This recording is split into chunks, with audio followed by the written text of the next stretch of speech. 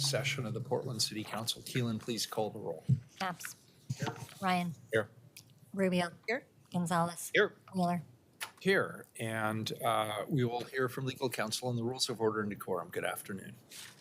Good afternoon. Welcome to the Portland City Council. To testify before council in person or virtually, you must sign up in advance on the council agenda at www.portland.gov/council/agenda. Information on engaging with the council can be found on the council clerk's webpage. Individuals may testify for 3 minutes unless the presiding officer states otherwise. Your microphone will be muted when your time is over. The presiding officer preserves order. Disruptive conduct such as shouting, refusing to conclude your testimony when your time is up, or interrupting others' testimony or council deliberations will not be allowed. If you cause a disruption, a warning will be given. Further disruption will result in ejection from the meeting. Anyone who fails to leave once ejected is subject to arrest for trespass. Additionally, council may take a short recess and reconvene virtually. Your testimony should address the matter being considered. When testifying, state your name for the record. Your address is not necessary. If you are a lobbyist, identify the organization you represent. Virtual testifiers should unmute themselves when the council clerk calls your name. Thank you. Thank you. And just a quick announcement on item 1058, our third item this afternoon, which is a time certain at 4 p.m. We have quite a few people signed up, so I'm going to ask people to limit their testimony for that item to 2 minutes each. I don't want us to lose our quorum. We've already had a long day. It's going to get a lot longer. So if you're planning on testifying on 1058, that is the transient lodging item, please limit your testimony to 2 minutes each, and I'll make that announcement again as we get closer to that item. First up, item 1056, time certain. It is a resolution. Adopt the Building a Better 82nd Avenue Plan and its recommendations. Colleagues, this is a resolution to adopt the Building a Better 82nd Avenue Plan. I will turn this over to DCA Priya Dhanapal. Welcome. Thank you, Mayor. Good afternoon, Council. Good afternoon, Mayor. For the record, I'm Priya Dhanapal, DCA for Public Works. This is a resolution to adopt a Building a Better 82nd Avenue Corridor Plan developed by PBOT in collaboration with the community. In summer of 2022, 82nd Avenue was transferred from ODOT to City of Portland. In response, PBOT initiated a comprehensive project aimed at improving the safety and maintenance along 82nd Avenue. The Building a Better 82nd Plan is the name of the program that encompasses multiple projects, policies, and programs to enhance safety and maintenance, and it consolidates all the efforts into a single visionary, practical document addressing needs from Northeast Lombard Street to Southeast Clatsop Street. 82nd Avenue is a high crash corridor and ranks among the city's top 10 most dangerous streets for pedestrians, cyclists, and motorists. So a robust community engagement strategy for over the last 2 years have included participation from thousands of Portlanders, and we are proud to present a resolution today to pass the Building a Better 82nd Avenue plan. I'm pleased to introduce Julia Reed to provide a short overview of the plan, after which we will hear from 3 invited speakers. Thank you.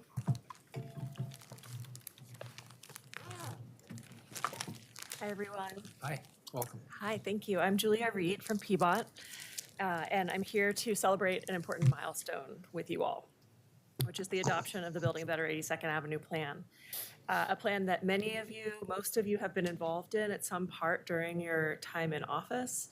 And I would say that the future success of 82nd Avenue is an important part of each of your legacies.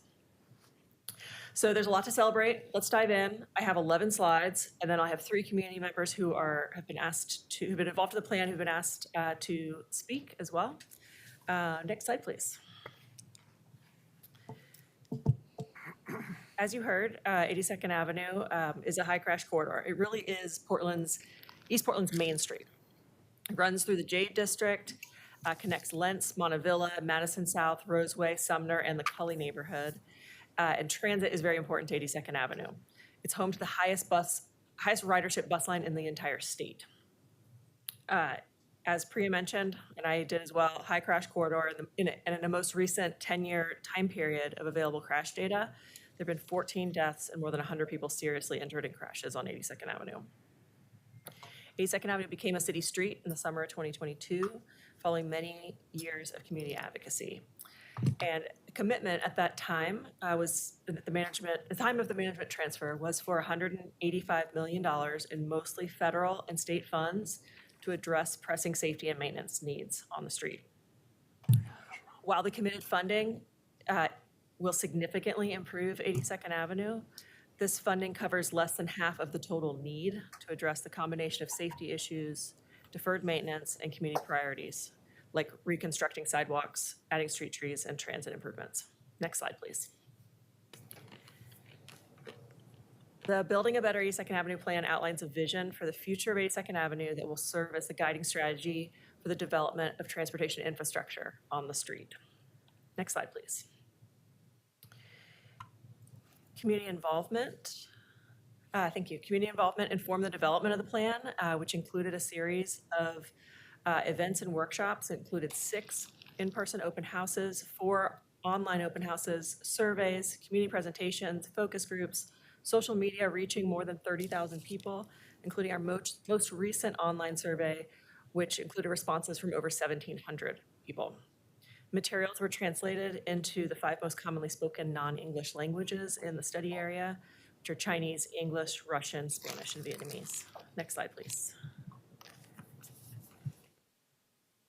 The 82nd Avenue plan identifies a series of long-term strategies for the future of 82nd Avenue, including expanding the tree canopy, improving sidewalks, lighting, transit, traffic safety, improving bike transportation in the corridor area, recommendations to collaborate with community on community-led initiatives to improve public space in the corridor area, being mindful of small businesses and their needs through the construction, and acknowledging the challenges of housing costs that are, while not unique to 82nd Avenue, certainly, there will be more tools to address housing issues through the newly adopted 82nd Avenue TIF districts.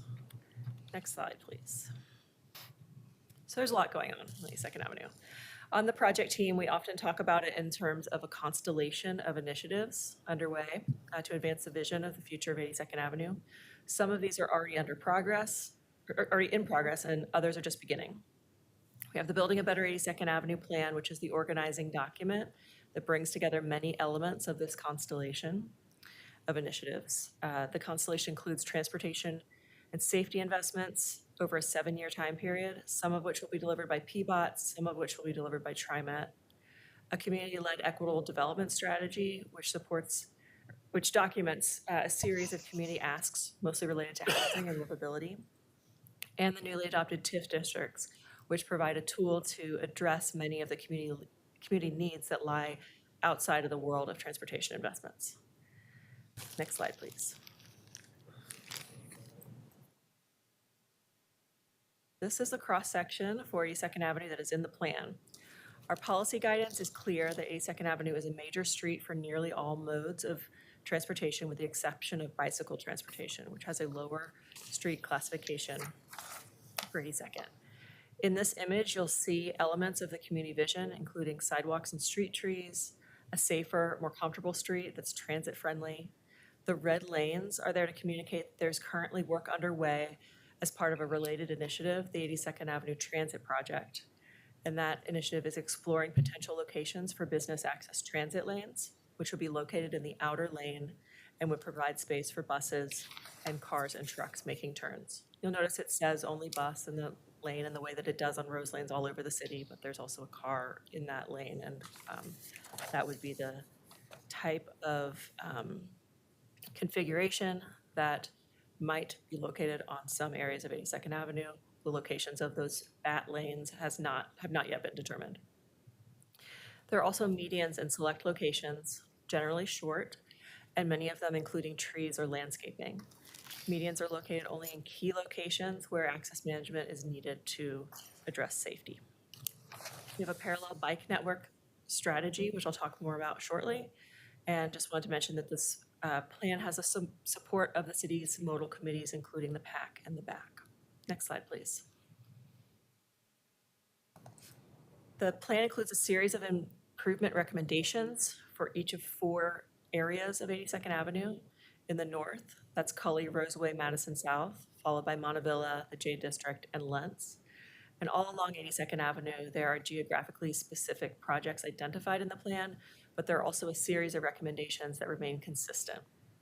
This plan documents the need to complete accessible curb ramps on 82nd by 2030, to continue to improve roadway safety and maintenance, to install more signals and crossings, to complete additional sidewalk repair and reconstruction, and to improve transit, plant more street trees, and implement parallel and connecting bike network improvements. Next slide, please. So if you've traveled 82nd Avenue recently, you'll know that there's a lot of work already underway on the street, with construction crews on the street.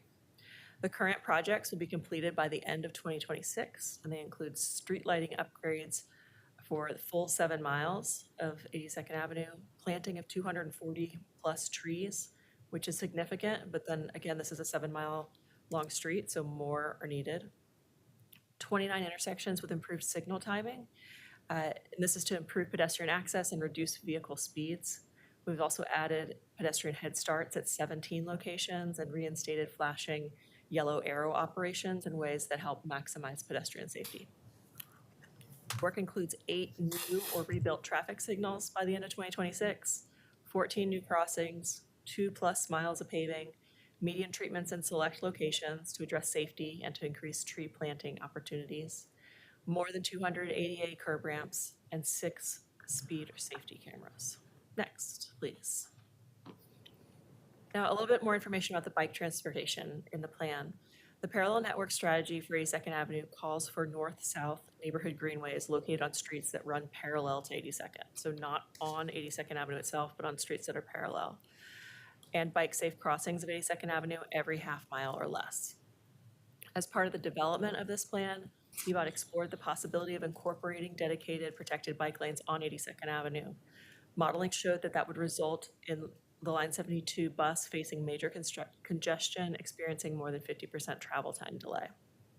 Given our existing policy guidance and the fact that Line 72 has the highest ridership of any bus line in the state and also experiences significant current delay and reliability issues, the impacts of repurposing travel lanes for bike facilities on 82nd Avenue were found to be too great.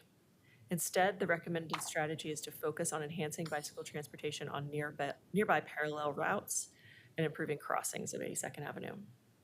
This approach also provides low-stress biking options and access to 82nd Avenue destinations without significantly affecting transit service. And the plan includes recommendations to improve wayfinding from greenways. All right, last slide. Next, please. So next steps. After today, staff will continue seeking funding to address climate safety and livability goals on 82nd Avenue. The PBOT team continues construction of the first phase of projects. And in spring 2025, council will work to advance the legislative process for the 82nd Avenue Transit project, which will include the adoption of a locally preferred alternative. Thank you very much.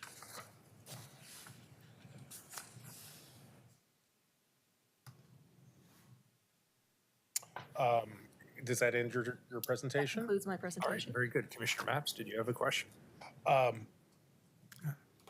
Let's hear from the invited guest. All right. Bring them on. Bring on our invited guests. And we're very nice, by the way, to invited guests, so don't be nervous. Yeah, terrific. Well, any of the seats are good, and if you could just let us know your name for the record, we appreciate it. All right.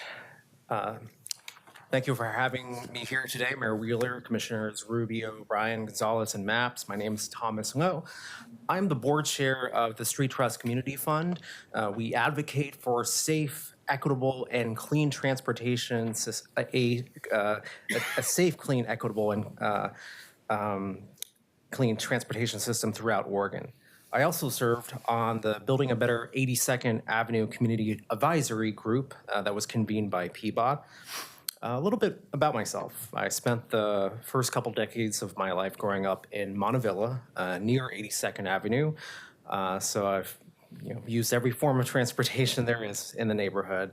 After a few years in New York City, I recently moved back to the neighborhood with my wife, and we now live one block away from 82nd.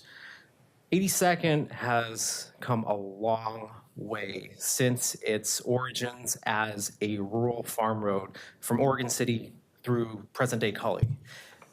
It served many orchards in present-day Montevilla, many of which were owned by families of Japanese ancestry. As Portland city limits have grown eastwards, first to the edge of 82nd Avenue and beyond, so has the role of this important arterial. It's not just where goods are transported. This corridor is where people live and do business.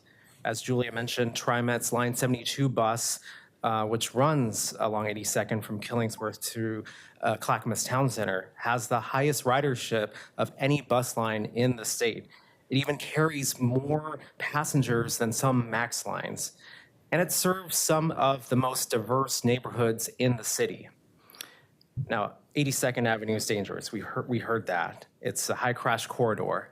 And it's not just, the high crash intersections. Here's what it means. It's not just the numbers. The sidewalks are very narrow. In some areas, just barely a couple feet wide. Now, it's a little bit better, but still pretty narrow in where I live. And so my wife and I avoid walking on it as much as we can. So when I walk over to my dad's house, I need to cross 82nd Avenue. And I can't avoid it if I'm taking the Line 72 bus. Now, it's going to be a marathon to get 82nd Avenue to be safer. It's not just going to be, a couple years. It's going to continue to be dangerous for some time to come. But this is a very important step and an exciting chapter for 82nd Avenue. The Building a Better 82nd plan has inventoried many of the areas of improvement along the corridor and has done an initial priority list. Now, I urge City Council to adopt the plan, and I really want to make it clear that there's still a lot of work left to make it safer. Now, a few areas to touch on. One, many of these safety improvements are unfunded. So while we have significant investment from jurisdictional partners and future investments through the FX 72 bus line, there's still much to figure out. Second, we need to have continued engagement with PBOT, TriMet, as well as community organizations like the Street Trust and the 82nd Avenue Coalition.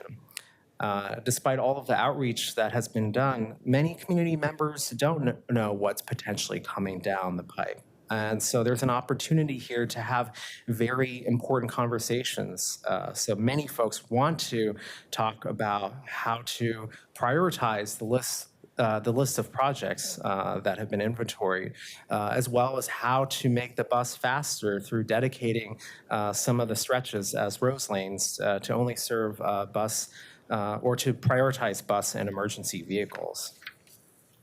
Third, we need strong interagency collaboration, not just with transportation-focused agencies. As the 82nd TIF district will reinvest tax dollars into the corridor, we'll need to work really closely with Prosper Portland, BPS, permitting and development to capitalize on every opportunity and dollar invested. Lastly, this city council should make it clear to its residents and incoming city council that 82nd Avenue is a top priority.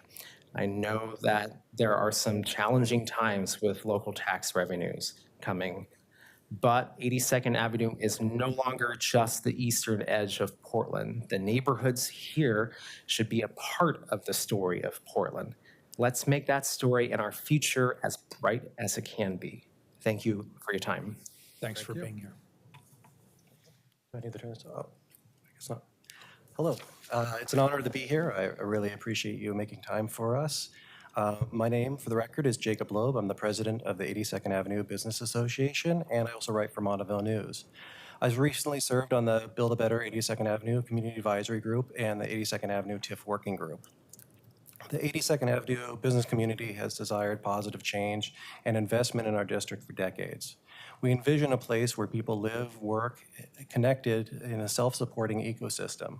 We dream of a long Main Street business serving local residents and city of Portland as a whole. We wanted a place with housing options for every income level, ensuring people can remain in the area as their finances improve. We want a more prosperous district that makes room for our diverse 82nd Avenue community to grow while retaining the authentic grit that makes it our district, gives our district character. For this future to have a chance, we must tame the former state highway that runs through our communities. The Build a Better 82nd Avenue plan is a start for that work. It lays the framework for creating a human scale street that benefits businesses and the people those companies serve. The plan does not fix all of our issues, but it tackles a blocker to progress. For decades, 82nd Avenue served Portland as a way of moving people across the city, ignoring the needs of people walking in from surrounding neighborhoods. Over the years, businesses have tried to become destinations instead of roadside attractions. However, uncontrolled traffic has dictated the use of properties along the road's edge, preventing substantive changes. The Build a Better 82nd Avenue plan will disrupt the outside forces enough to allow our community-driven efforts to take hold. We know it will take decades to transform 82nd Avenue into a safe space for people. That measured progress will give our existing businesses time to adapt to serving pedestrians and ready themselves for the new residents we hope to add along 82nd Avenue. Rapid change would be nice, but we don't have the money to fix everything today. We need healthy businesses that generate the tax revenue required to build the community we want. This plan considers business needs, accounts for vehicle access on 82nd Avenue, shops, and balances that with the safety considerations for our pedestrians. Even in projects underway, PBOT has consulted with affected businesses and adjusted current plans to address most of their concerns. We appreciate this cooperative approach that we've received. The Build a Better 82nd Avenue plan can serve as a prosperity building tool for businesses while making 82nd Avenue a community asset for those living near it. However, continued community engagement is essential to any future success. The Community Advisory Group has concluded its first goals, but still has work to contribute. Business engagement, community meetings, advisory groups should play a critical role in future plannings for 82nd Avenue. The plan, as it's presented, collects general ideas and principles representing the wishes of engaged public. But still, success for PBOT's future work on 82nd Avenue will need to respond to the changing conditions and local knowledge. This plan is a great start. And I want to add, one of the main principles, having worked on this community advisory group, kind of universally, we shared the perspective that we still had work to contribute. It was important to everyone involved that we are proud of what's in the plan now, but we also want to contribute more in the future. And we really hope that the future city council will make room for engaged citizens to participate in the decades of work ahead. Thank you. Thank you. And I think I'm up next. Yes, you're Hey, Duncan. Hi, everyone. Thank you, Mayor Wheeler and members of council. My name is Duncan Huang. I have the great honor of serving as the Metro Councilor for District 6, which includes 82nd Avenue. I'm also co-chairing the steering committee that is working to bring 82nd or the FX line to 82nd. And most importantly, I'm a proud resident of the corridor. So first, I want to just share how PBOT's Building a Better 82nd plan supports the region's ability to provide much needed improvements to transit on 82nd Avenue. Metro and TriMet, along with the City of Portland, we're leading an effort to upgrade transit on 82nd Avenue. Currently, 82nd Avenue is home to the Line 72, which was mentioned to be the highest ridership bus route in the TriMet's whole system, and it's also the most delayed. 1 in 4 buses are late in peak afternoon hours. Transit riders are pedestrians as well, and the current state of the street is narrow and has deteriorating sidewalks, widely spaced crosswalks, poor lighting, and a built environment that's designed more for cars than people, making it difficult for transit riders to access buses safely and comfortably. This plan, the Building a Better 82nd plan, will guide investments to transform a corridor, improving safety and pedestrian facilities that will also support high quality, frequent, and reliable bus rapid transit service. So we support this vision for transit-friendly 82nd Avenue, where traveling by bus is safe, convenient, reliable, and dignified. By adopting this plan, council can make this vision a reality, and the plan will guide future investments. And we look forward to continued partnership with the city to improve the corridor, respond to community desires, and also build well-maintained stations for a faster, more reliable bus service. I also just want to mention that this Building a Better 82nd plan and the transit project are not only transportation projects. I just want to commend the city and the council for being really thoughtful about approaching this corridor holistically. So this corridor, or this council recently adopted the 82nd Avenue TIF district to support businesses and support affordable housing along the corridor. I know the Portland Clean Energy Fund has been making investments in climate resilience, such as street trees and home weatherization and those types of projects. And all combined, we know the workforce development opportunities for all these public investments are huge. There's $500 million to $1 billion of public investment going in, and that's going to create a lot of jobs. So these projects and programs are transformative for the corridor. Thank you so much for your thoughtful, inclusive process. And also, I urge you to adopt this as urgently as possible. We also know that with the incoming federal administration that there'll be a lot of scrutiny on transit projects in our region, and adopting this and moving forward will move us up the queue. So thank you so much for all your attention and thoughtfulness on this corridor. Thank you. Thank you. All right, and do we have any public testimony on this item?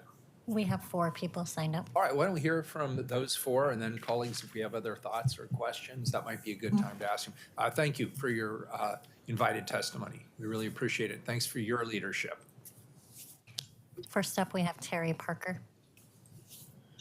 Mr. Parker, welcome. Oops.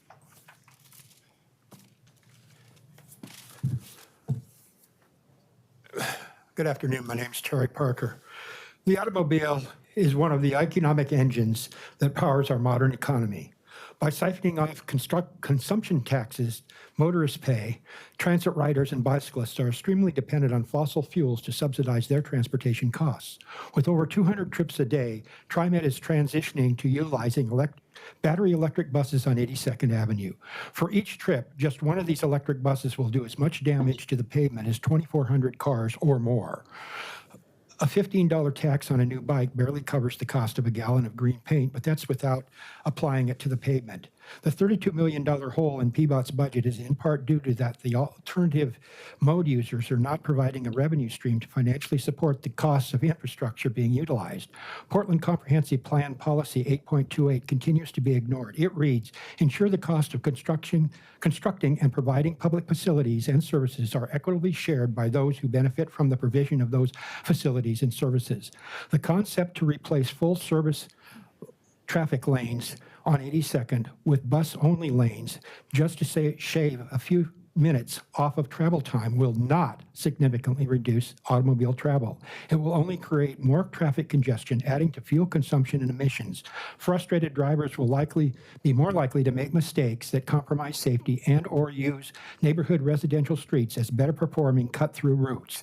Any tolling on I-205 will divert to 82nd Avenue. Will divert traffic to 82nd Avenue. Moreover, PBOT's failed social engineering policy of reducing travel lane widths to only 10 feet wide is in actuality a safety hazard. For large trucks that can measure 11 feet wide mirror to mirror and vehicles pulling wide trailers like those used by landscapers, there is no wiggle room. Drivers of wide vehicles, including buses, are constantly having their tires crossing over the lane lines. Instead of planning for a 10-foot wide left-hand lanes on 82nd Avenue, all motor vehicle lanes need to be a minimum of 11 feet wide. PBOT's public engagement process continues to be fundamentally broken. Decisions are being made for and by special interest groups and coalitions. Taxpaying motorists are being left out of the upfront decision-making process.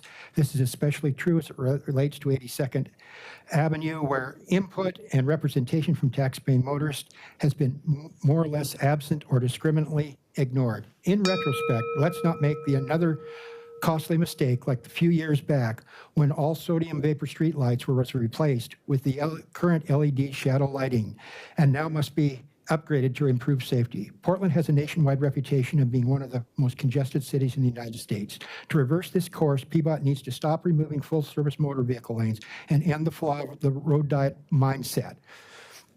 The cost of driving will only add to inflation, including at the grocery store. Alternative users of the city's roadways need to pay their share of infrastructure costs, more so if the city expects to reduce automobiles. Thank you. Thank you, sir.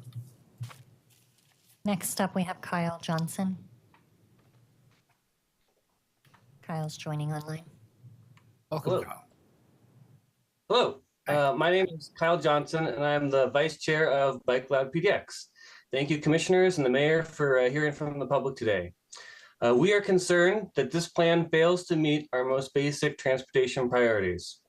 What you are being asked to approve today does not include plans to have a continuous ADA-compliant sidewalk or any bicycle facilities, or a street layout that will create the safe, vibrant Main Street the East Portland community has been asking for. We have serious concerns that reconstructing parts of 82nd according to this plan is against the Oregon Bike and Pedestrian Law, which requires bike and pedestrian facilities whenever a road is reconstructed. Retaining a 5-lane highway fails to create a Vision Zero street. This morning, a pedestrian was killed on 109th and Division, a street that PBOT recently upgraded but kept 5 car travel lanes. We don't know all the details yet, but it appears that someone was going for a jog and was hit and killed. This is the same location that PBOT, acting under Commissioner Mapps and Director Williams, removed a new median that restricted dangerous left turns after a business and other commissioners complained. The median was removed against PBOT's own policies, and today a Portlander has died there. The easiest way to create a safer street that has better transit, safer car speeds, and space for walking and biking is by repurposing car lanes, which is something this 82nd plan does not do. Over on Foster, we can see the success that reducing the number of car lanes has. Foster is becoming a thriving multimodal and economic corridor and has dramatically reduced dangerous speeding. In 1960, Governor Tom McCall was facing a major transportation decision. Advocates had been calling for the removal of Harbor Drive along the downtown waterfront for years. Portlanders had been holding picnics in between the freeway lanes, demanding that the city turn the highway into a park. But all the transportation planners told him that removing the freeway would lead to Carmageddon. As the story goes, the governor and the Portland mayor stood on the Hawthorne Bridge overpass overlooking Harbor Drive. It was there that they decided to buck their own transportation planners and remove the freeway because it was the right thing to do. That decision took real leadership and vision for what Portland could be. Today, it's unimaginable that Waterfront Park could be a freeway.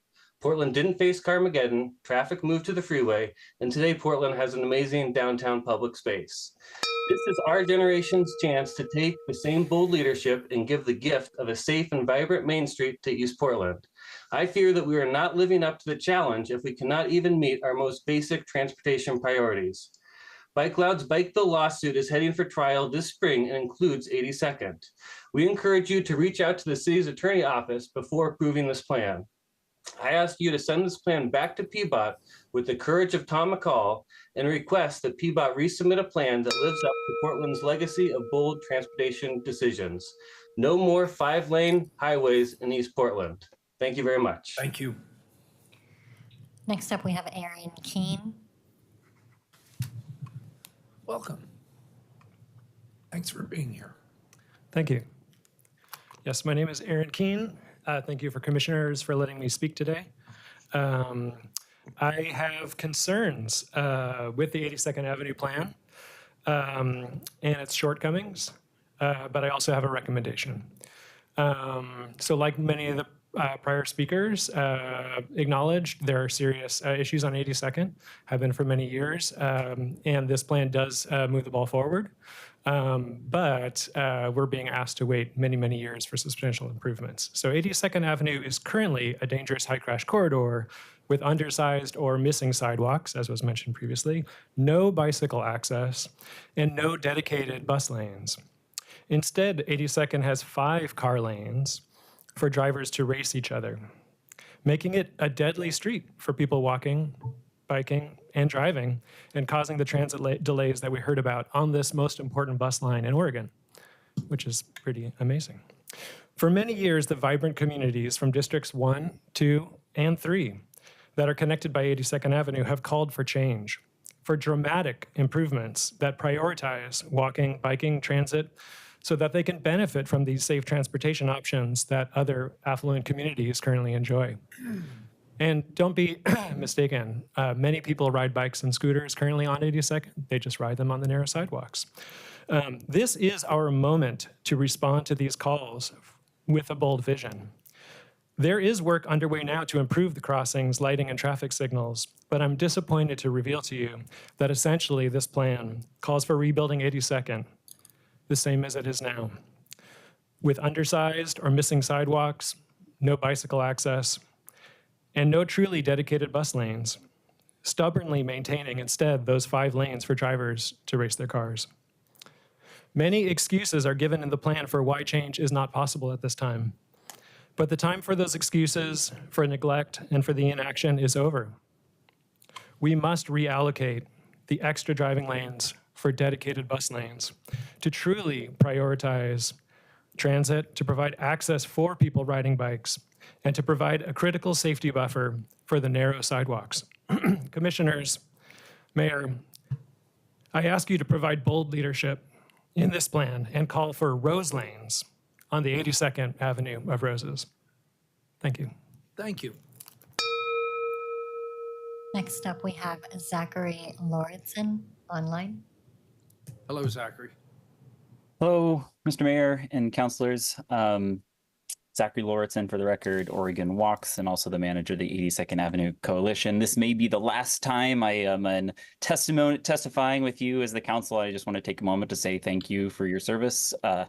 Lots of fire, lots of heat, lots of stress, and I just want you to know I appreciate it. I appreciate you being willing to do that and serve the community, so thank you. Thank you.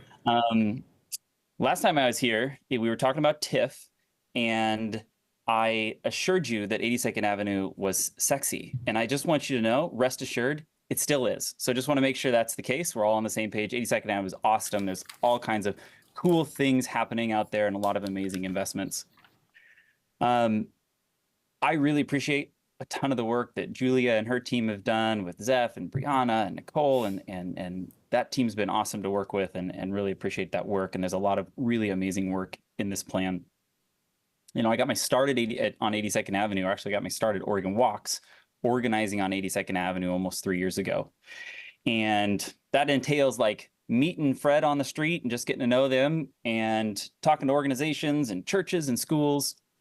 And there are themes that have come up over and over again. And I just want to share a couple of those, and then I'll get to what I'm getting at here.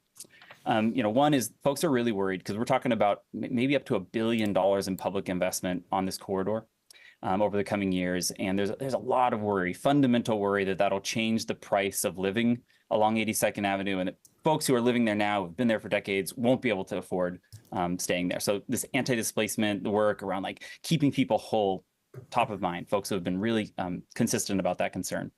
Huge discussions around trees, green space, depaving, bringing the temperatures down on 82nd. There's a lot of great stuff in this plan around that. There's a lot of great investments from PSEF to do that work, and we've got a long ways to go, but that's been a huge theme. And there's been a huge theme around housing and like activating the space and making it so people want to come and spend more time on 82nd, linger on 82nd. There's one other big topic that has come up over and over for almost the whole 3 years that I've been doing this, and that is the question of lane dedication. And I think you can see by the testimony today why. I mean, it is on top of mind. You've got Terry on one side saying, I want it to be completely dedicated to vehicles, and you've got Kyle and Aaron saying, no, we need space for transit, we need space for bikes. And where I think this plan misses is we haven't had a conversation. And I'm concerned. I'm not advocating for one or another lane dedication. What I'm saying is community really wants to have that conversation. They are dying to have that conversation. They want to know what the future of 82nd Avenue looks like. They want it to be slower. They want there to be fewer cars, and they want it to be safer so that they can walk their kids to Vestal, the kids can get to McDaniel, they can go to church. Those are the themes that I'm hearing, and I think we're missing that in this plan. And so I don't know what that means for you all in terms of today's action. But I do think that there is a component here where we really need to put a pin in the ground that says we need to have that discussion, and we need to have it now with the community about what's the future of 82nd and the lane dedication. Thank you so much. Thank you. That completes testimony. All right, very good.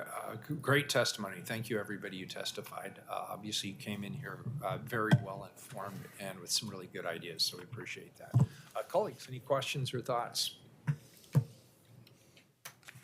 All right, good. It sounds like there's yeah, Commissioner Ryan, go ahead. Thank you, Julia. People really were giving you a lot of support for your great work, so thank you. Greenways, are there greenways on each side of 82nd, like on 81st or 83rd? Yes, the plan calls for a set of north-south parallel greenways. Parallel, good. And parallel greenways adjacent to 82nd Avenue on parallel streets, and then regularly spaced bike-safe crossings of 82nd Avenue. So I need to look at the map again, but there aren't bike lanes then on 82nd? There are no bike lanes on 82nd Avenue. Yeah.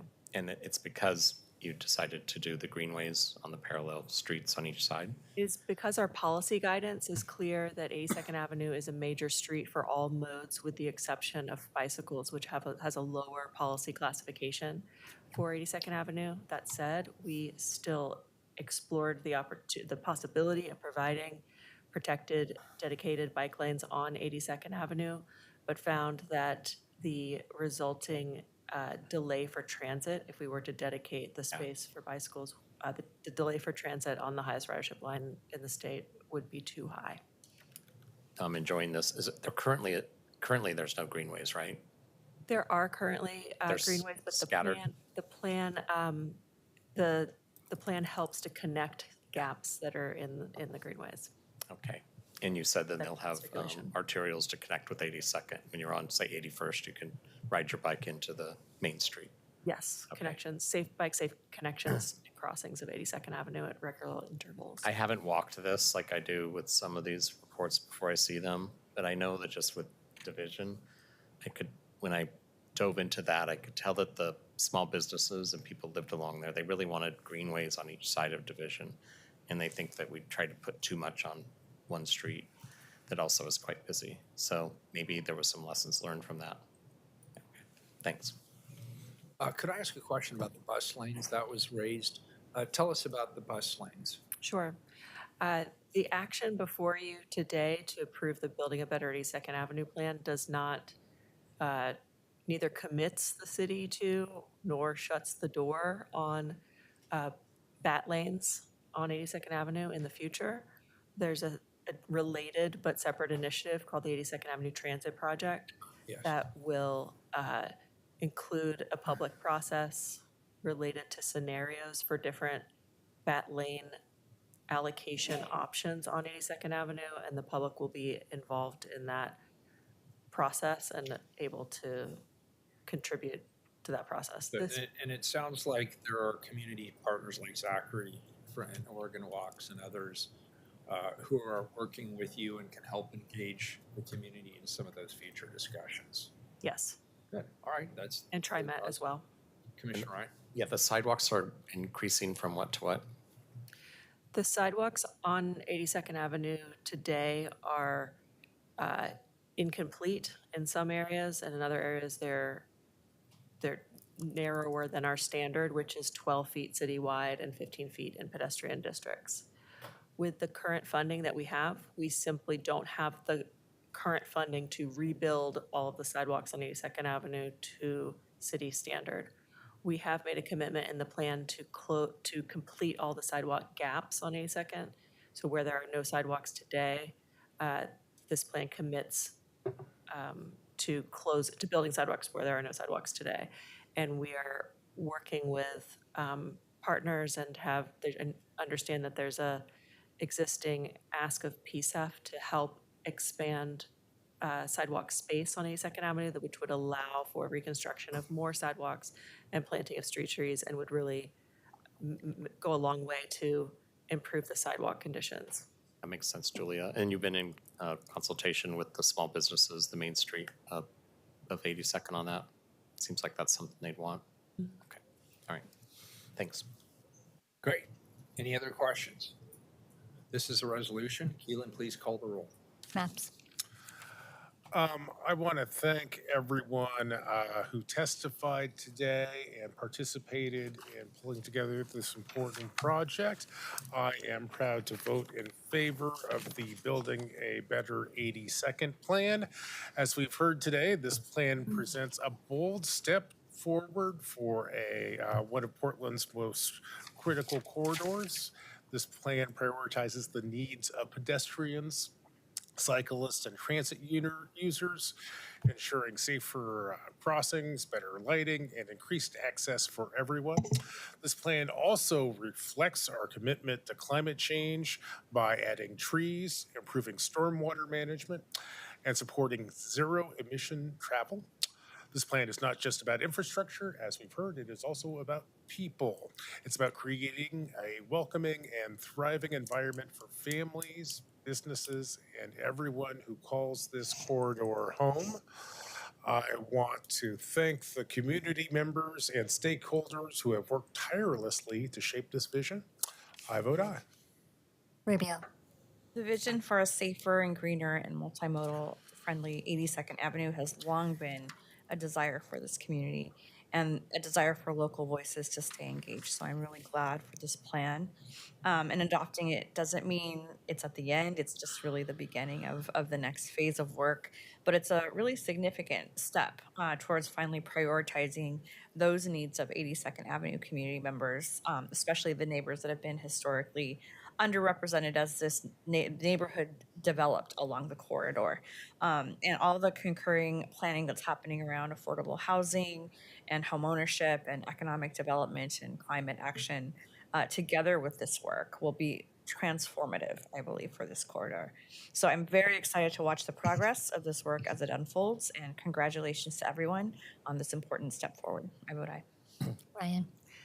Julia, good work. I remember when we were always blaming ODOT because they had control over 82nd. So it's really, hi, it's wonderful that in 2 short years, we've been able to really focus on this, bring in more community, and the vision's there. And like Commissioner Rubio said, it's the vision's clear and you have all the right people.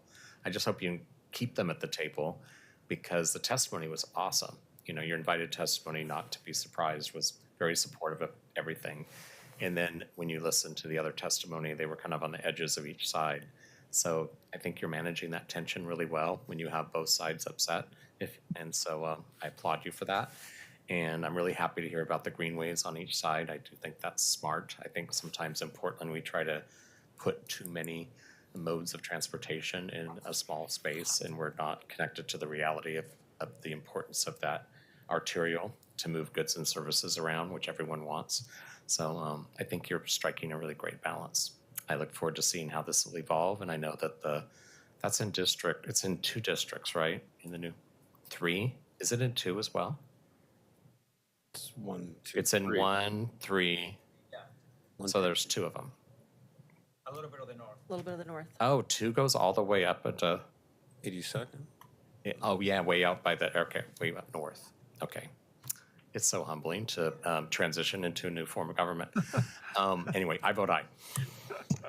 Alice. I just want to acknowledge the good work of staff on this and to echo both a small piece and a big piece that my colleagues alluded to. I'm a fan of greenways. I always have been. I think this is a somewhat elegant solution to the challenges of trying to support the traffic that already is on 82nd and also providing a safe place for cyclists and potential walkers. And so I know that's not going to make everybody happy, but I appreciate what you're trying to do here. Also want to acknowledge the bigger piece that what East Side wants in terms of transportation, you're going to get different answers depending on who you ask on East Side. There are subsets that strongly disagree about transportation policy in East Portland, and it's not a monolithic population at all. Differences of opinions, and good luck in sorting that out in the coming years. I vote aye. Wheeler. I am an enthusiastic aye vote. Aye. The resolution is adopted. Thanks, everybody, for the hard work you've done, the hard work you will do going forward. But boy, what an improvement this is going to make for that part of the city. Well done. Thank you. We're in recess for the next 8 minutes. We'll reconvene for a time certain item at 3 p.m. We're in recess.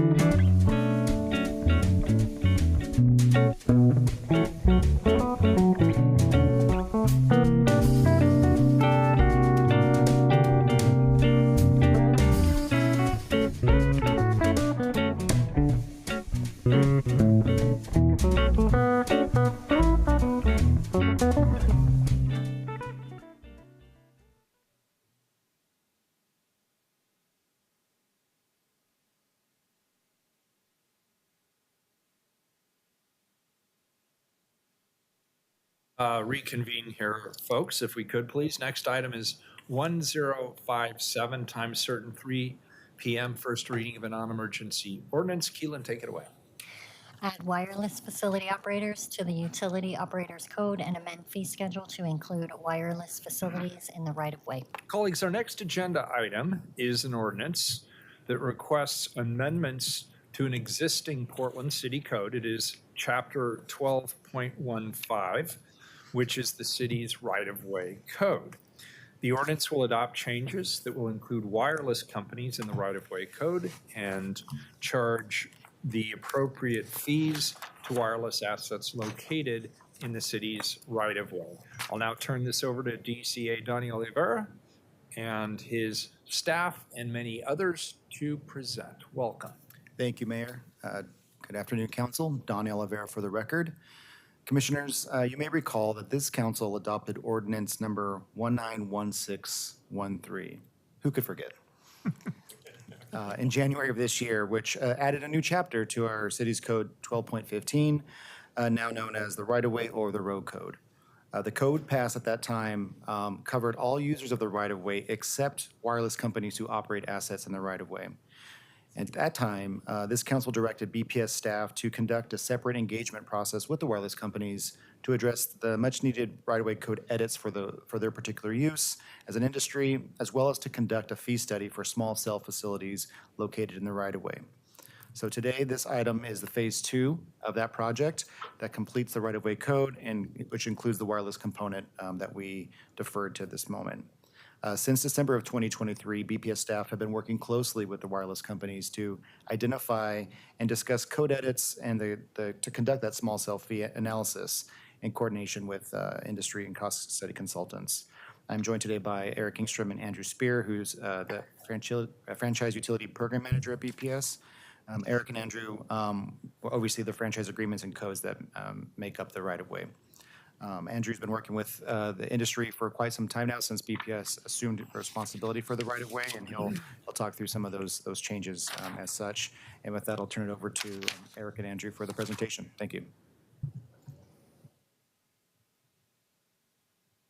Hi, good afternoon. My name is Andrew Spear, and I'm the Franchise Utility Program Manager in BPS. I have a short slide presentation that I'll share with you, and then happy to take questions. And while you're setting that up, Donnie, could I just ask a question? I realize I'm introducing a technical amendment to this on behalf of staff later. I do have a description here, but is somebody going to give a little more information on that, or do you want to just hold off until I get to that? That's correct, yes. Once you introduce that, we'll provide some Perfect. Okay, and context. if people have additional questions, we can address it then. So heads up, I will be making a technical amendment after all of this. Got it. Again, good afternoon. Thank you for having us. And I have a short presentation that covers the work that we've done with industry and then a little bit of background on what's included in the edits. Again, I just wanted to provide some context about the right-of-way generally and how this code interplays with access to the right-of-way. Before I do that, I just want to set the stage of what the right-of-way is and how we think about it. Roughly 20% of our physical assets of the city that the city owns, valued at $13 billion. When we think about the right-of-way and access for utilities, we think about the digging of streets, poles and wires. And so this code and then the consequent changes for wireless companies are related to access of the right-of-way for those installation of those assets. The city has historically managed access to the right-of-way through physical franchise agreements between companies and the city, which are one-to-one agreements. We previously had 50-plus franchise agreements, and then we also manage the access to the right-of-way through Chapter 7.14, which is the utility license. The right-of-way code, Chapter 12.15, was passed this past January. We engaged with industry stakeholders to adopt the changes necessary to pass the code, which was passed in January, but did not include the wireless companies as part of that effort. That code that was passed in January became effective in April 1 of this year. And I wanted to share just a few outcomes of what we've realized in implementing since April 1. It's helped bring those expired franchise agreements, which we had 50 plus, on those expired franchises came onto the right-of-way code, and we had about 22 companies that were operating in the right-of-way without an active franchise agreement, expired franchise agreements. So those companies are now in compliance with all aspects of their operations in the right-of-way in terms of access. And then we just found efficiencies in operating and assessing fees, consistency, transparency, one code to operate access for entrance into the right-of-way. Now I'll switch to the process that I conducted with the stakeholders for the wireless companies. Following the passage in January. Can I ask a question just before you move off, and I don't want to forget it? Yes, Mayor. So I just want to make sure I understand what the euphemism means here. So when you say that they were operating without a current agreement, does that mean they weren't paying for it? No, they were still paying for their franchise fees, They're but paying the fees, but they weren't under a contract for the time period that they were there. we were under an expired contract with a evergreen clause, so we weren't out of compliance in terms of a contract. It's just we didn't have a current contract that was defined during a period of time. And so normally you would be entering into negotiations to renew those contracts. But we were working on this effort for the right-of-way code, and so that was put off to the side, those efforts to renew. Well, I won't belabor an obvious point. Obviously, there needs to be some system in place so that people know when those expire and make sure that there's a process leading up to the expiration. And I know you now know that, so I won't bother you with it again. Thank you. And the code helps us bridge that gap, right? The code does not expire, and we just conduct license renewals with the companies who have that fall under the code. Okay. And it is our responsibility to reach out to the companies, or the other way around, or who's responsible for making sure that happens? Me and my group are responsible for contact. And now you have a process in place where you know the calendar, you know who's due when and all that. Correct. It's all taken care of. We're currently renewing the licenses for next calendar year. Okay, good. Thank you. Yes. Well done. So in terms of industry engagement since January of this year, excuse me, we've conducted multiple meetings and stakeholder outreach, and they're listed here, but I'll just focus in on the issuance of a RFP and process to work on a cost study. We've also held meetings over the summer, 4 meetings for red line edits to the code that adopt the industry-specific changes required for wireless companies to be a part of to fall under the code and operate within the right-of-way. And then we also held 4 meetings to conduct the cost study itself. And the parties included in the cost study are listed here, but the 3 main carriers and Crown Castle notably. And then in terms of the changes to the code from the current 12.15, it adds an addition to the industry section, which is sections 090 of the code, that adds all of the specific requirements needed for the wireless companies as an industry to have access to the right-of-way, and gives clarity to them for their operations and the access pieces of their infrastructure in the right-of-way. And then it also clarifies for what they pay fees on. Wireless companies pay fees on a per-site basis versus other payers in the right-of-way who pay on percentage of gross revenue or a per-foot basis. And then we also updated the fee schedule to include the macro and small cell fees under the code. And then this, just wanted to briefly remind, Exhibit A includes the red line changes of the code itself, and Exhibit B includes the fee schedule, which adopts the macro and small cell fees per, the macro fee is per current fee structure, and then the small cell fee is the FCC safe harbor rate, which the council amended in January as well. And that concludes my presentation, Mayor. Happy to take questions. All right, very good. Any other questions at this particular juncture? I may have some, but I think there's public testimony on this. Okay, Ian, I want to introduce this technical amendment. If there's any questions on it, I want to give people a chance to chime in on it. So this is an amendment that defines the use of the right-of-way is for utility services. So the amendment, as I understand it, it clarifies that uses conducted under the code are for utility services only, and it further defines the role of BPS in administering the right-of-way. Cool. And this is the amendment here, correct? Yes. Okay, very good. So I move the staff amendment as shown on the slide, and I'd be happy to accept a second. Second. Commissioner Mapp, second. Are there questions on this, or is there any further clarification? Yeah, can someone at that side of the table tell us a little bit more about this amendment? At the most, Don Oliver for the record. Commissioner, great question. So at the most simple way to describe it is this clarifies when we're talking about right-of-way, what use we're specifically referring to. So this is relating to utility operators in the right-of-way.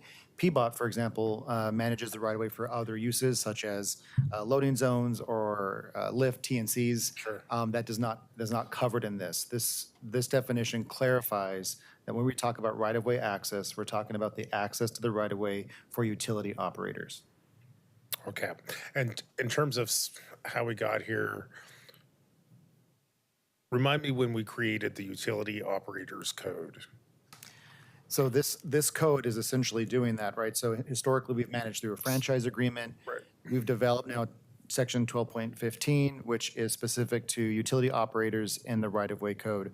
This code specifically is the access to the right-of-way, and our colleagues in PBOT, for example, manage the infrastructure within that, including other uses of the code, or of the right-of-way, excuse me. Okay, I think I understand what's happening.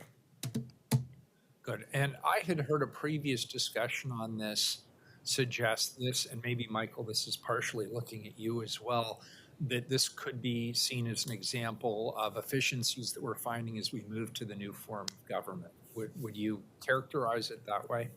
Well, yes, in one way. I think we have historically at times mixed our responsibilities when it comes to the right-of-way, and it's been a little bit confusing about who was on first and who was doing what. And I think these processes are starting to clarify this issue of access to the right-of-way versus the management of what's in the right-of-way. And sometimes PBOT and the old Office of Community Technology sometimes got those roles mixed up. And so this helps to clarify that. All right, very good. And although it's a technical amendment, I'll leave it open for public testimony, just in case somebody wants to testify on the technical amendment. If there's some other aspect people want us to know before we take the vote on that, move the whole package to second. Keelan, how many folks do we have signed up? We have, 2 people. All right, very good. For this one, 3 minutes each, name for the record. First up, we have Alex Loop. Hi, Alex. For you. Thanks for being here. My pleasure.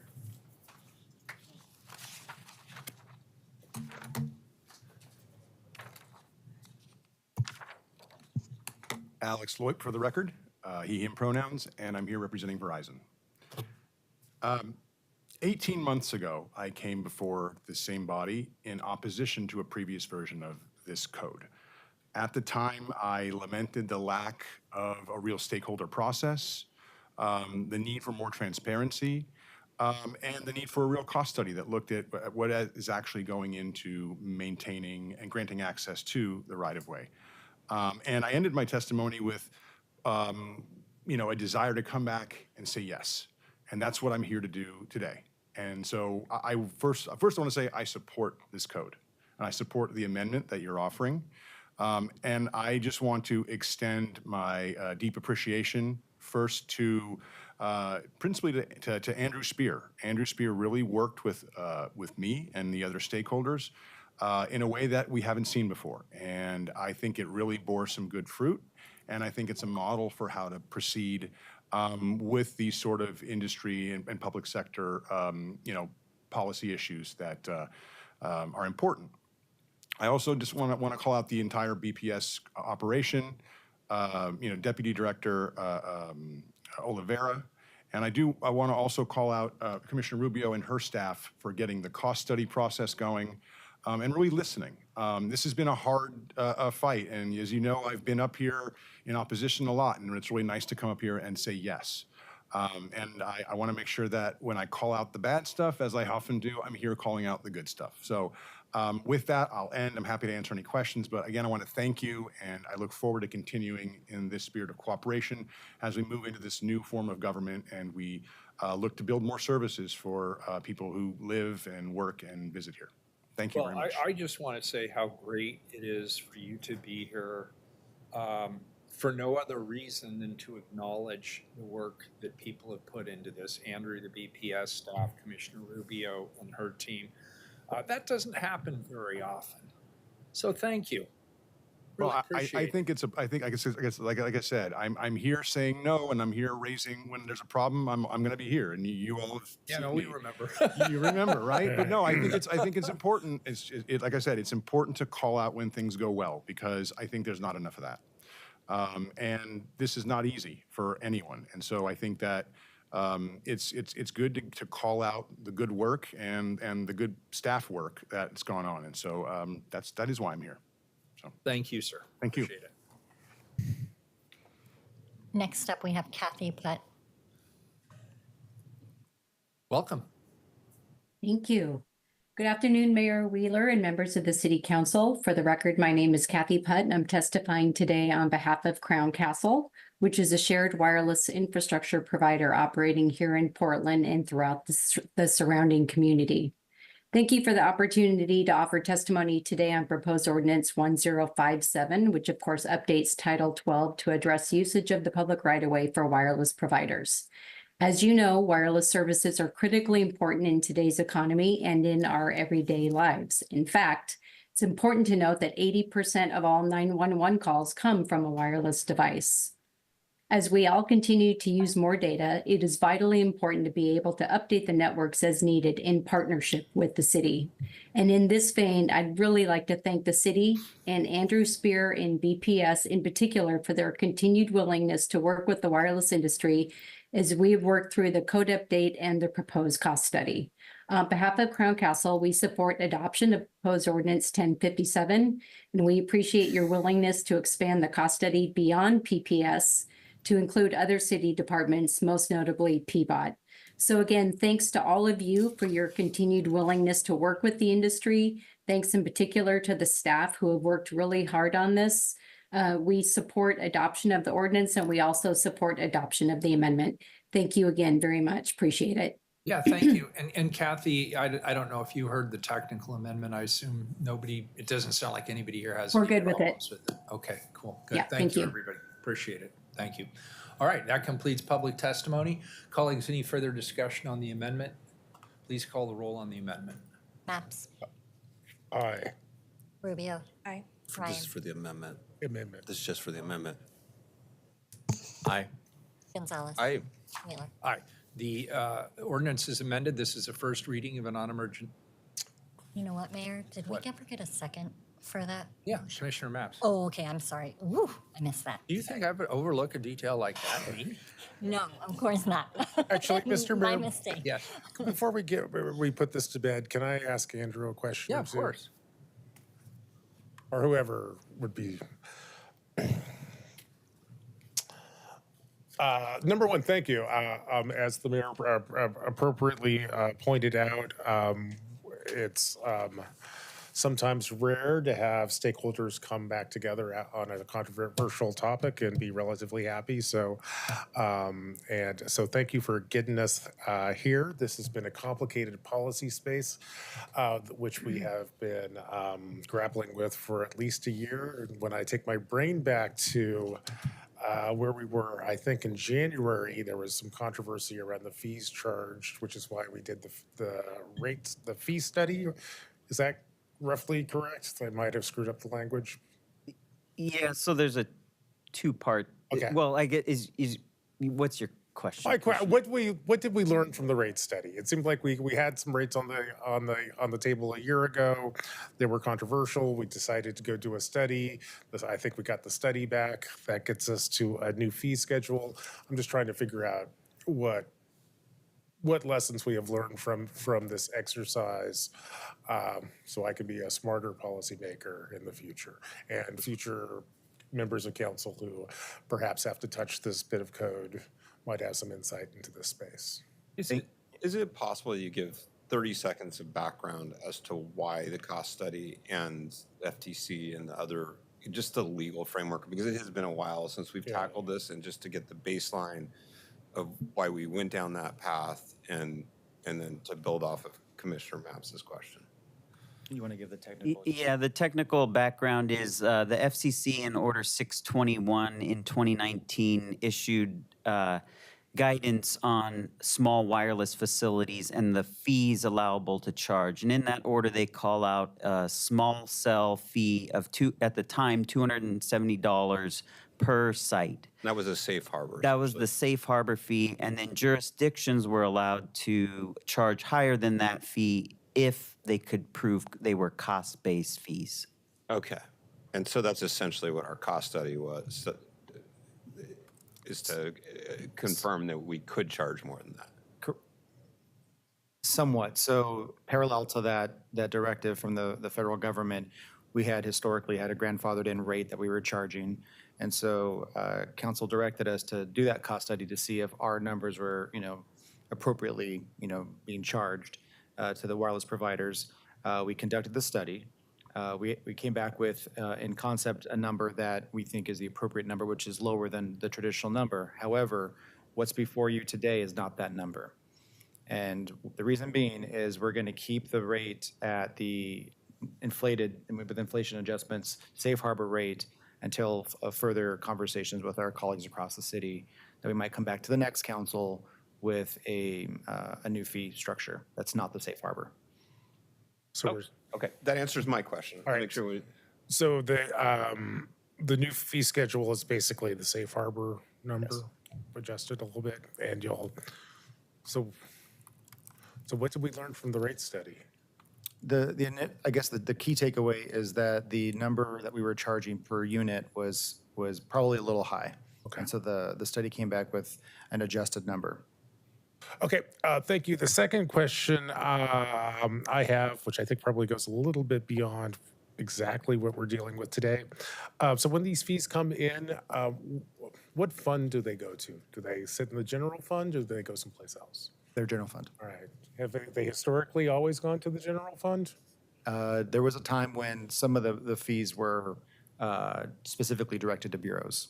Yeah. Like PBOT? Like PBOT, yeah. Okay. This will be my last chance, or one of my last chances to talk about this. We all know PBOT has some challenges financially. One of the strategies past councils have approached to help stabilize PBOT's budget is to take a look at the fees that come through programs like this. For various reasons, council moved away from sending that money over to PBOT. I will just let future policy folk know that PBOT's financial challenges will not be resolved by the end of this calendar year. And as councils think about how you go about making things pencil out in the PBOT space, I think it's worth remembering that this is a strategy that at least previous councils thought was a good idea, and I'm not quite sure why we moved away from that. I have a quick question. So just these questions are raised one for me. So then the cost study that was done, what was included in that cost study? And was PBOT then included in that cost study? I'll let Andrew get into the specifics, Commissioner, but to answer your question, we originally focused the RFP on the access to the right-of-way, which was what essentially this code incorporates. There was a request at some point, and Andrew, you can speak to the specifics of your conversation with PBOT about including some of the PBOT fees as a part of that. At the end of the day, that was not included. We just focused on the access. But we did, you want to articulate some of those? Yeah, Commissioner, the FCC order talks about access and operations kind of in conjunction with each other. And so we were focusing on the access because the code is, as Donnie mentioned. And so during the course of the process with industry, they brought up this need to have a more holistic look and looking at access and the operations of the right-of-way. Right, I don't have the interface into PBOT, and that wasn't an obligation I could allow. So I was very clear with saying this is about access. We at this time don't have the opportunity to look into PBOT, and so that was just where we landed in the process. And I think, industry was raising this as an issue for them and thinking about fees generally for small wireless facilities. Okay, but it is going to happen at some point, or? I would defer to DC Donna Paul on that. Andrew, just so you clarify one part of your answer, Commissioner Rubio. So you're using use and PBOT interchangeably there? I'm just want to make sure, so we have access and we have use, and I guess I'm not following the nexus between use and PBOT there. Commissioner, access would be like getting, the contract to allow you to be in the right-of-way, and that's my group. And then operations would be like a pole attachment and the right-of-way agents that manage the specific right-of-way aspects of a pole, poles and wires in the right-of-way, and then therefore small cell facilities on a pole. That is the operations side that we didn't look into as part of the cost study. But Commissioner Mapps is asking about traditional council policy of allocating how this revenue comes in, whether it should go to PBOT. And I think Commissioner Rubio is asking, I just want to make sure I'm following the different, because it feels like there's different pieces here that The piece of the question from Commissioner Mapps is, I think, the recovery of, my group manages the recovery of those dollars from franchise payers. That's the flow of recovery of the dollars and then going to the general fund. And then I think the specifics on the fee structure, There's the fees that pay for access to the right-of-way, which in this case, we're talking about per cell site fees. And that's managed through my group and the recovery of those dollars. And then there's other fees, construction permits, other utility-specific, or in this case, small cell or macro cell-specific costs that are paid as part of being in the right-of-way for the operations side of. And those are paid to PBOT currently? Correct. Got it. Okay, now I get the nexus. Sorry to interrupt, Commissioner. I just wanted to make sure I was Yes, following. Okay, sorry. got it. Was it a question for PBOT? It was about the cost study, if there's a scenario where you might do for PBOT fees. So PBOT already has a cost structure in place, and it's based on a cost recovery model. At this time, to do a cost study, it's going to take budget. We don't have it in the budget right now. It's going to take resources and budget to be able to update the cost study. So we are not going to be able to do this at this time. If there's interest or if there's direction from future city leaders, we are happy to take a look at it at that time. Okay. Well, now I'm curious. How much does that cost To to do the cost study? do the cost study, I just heard it was because of resources. I think the cost study for Ours was about $35,000. $35,000. Yeah. Could there wasn't a way to do it together? I'm just curious. We at some point, Andrew had reached out to PBOT staff for just a review of our scope, which there was an opportunity to incorporate that. I mean, on the fly here, happy to have a conversation about resourcing the study if that's the ultimate gap. But 'cause I think we have a contingency fund for this work. For context, Commissioner, this is a question of the model that the city of Portland uses for right-of-way management. So cities across the country, some have these fees combined, some are separate, some are split up in multiple ways that different than ours. So it's almost apples and oranges comparisons at times. Having said that, there is certainly financial capacity if we wanted to do if that's what we're compelled to do to support PBOT from our side.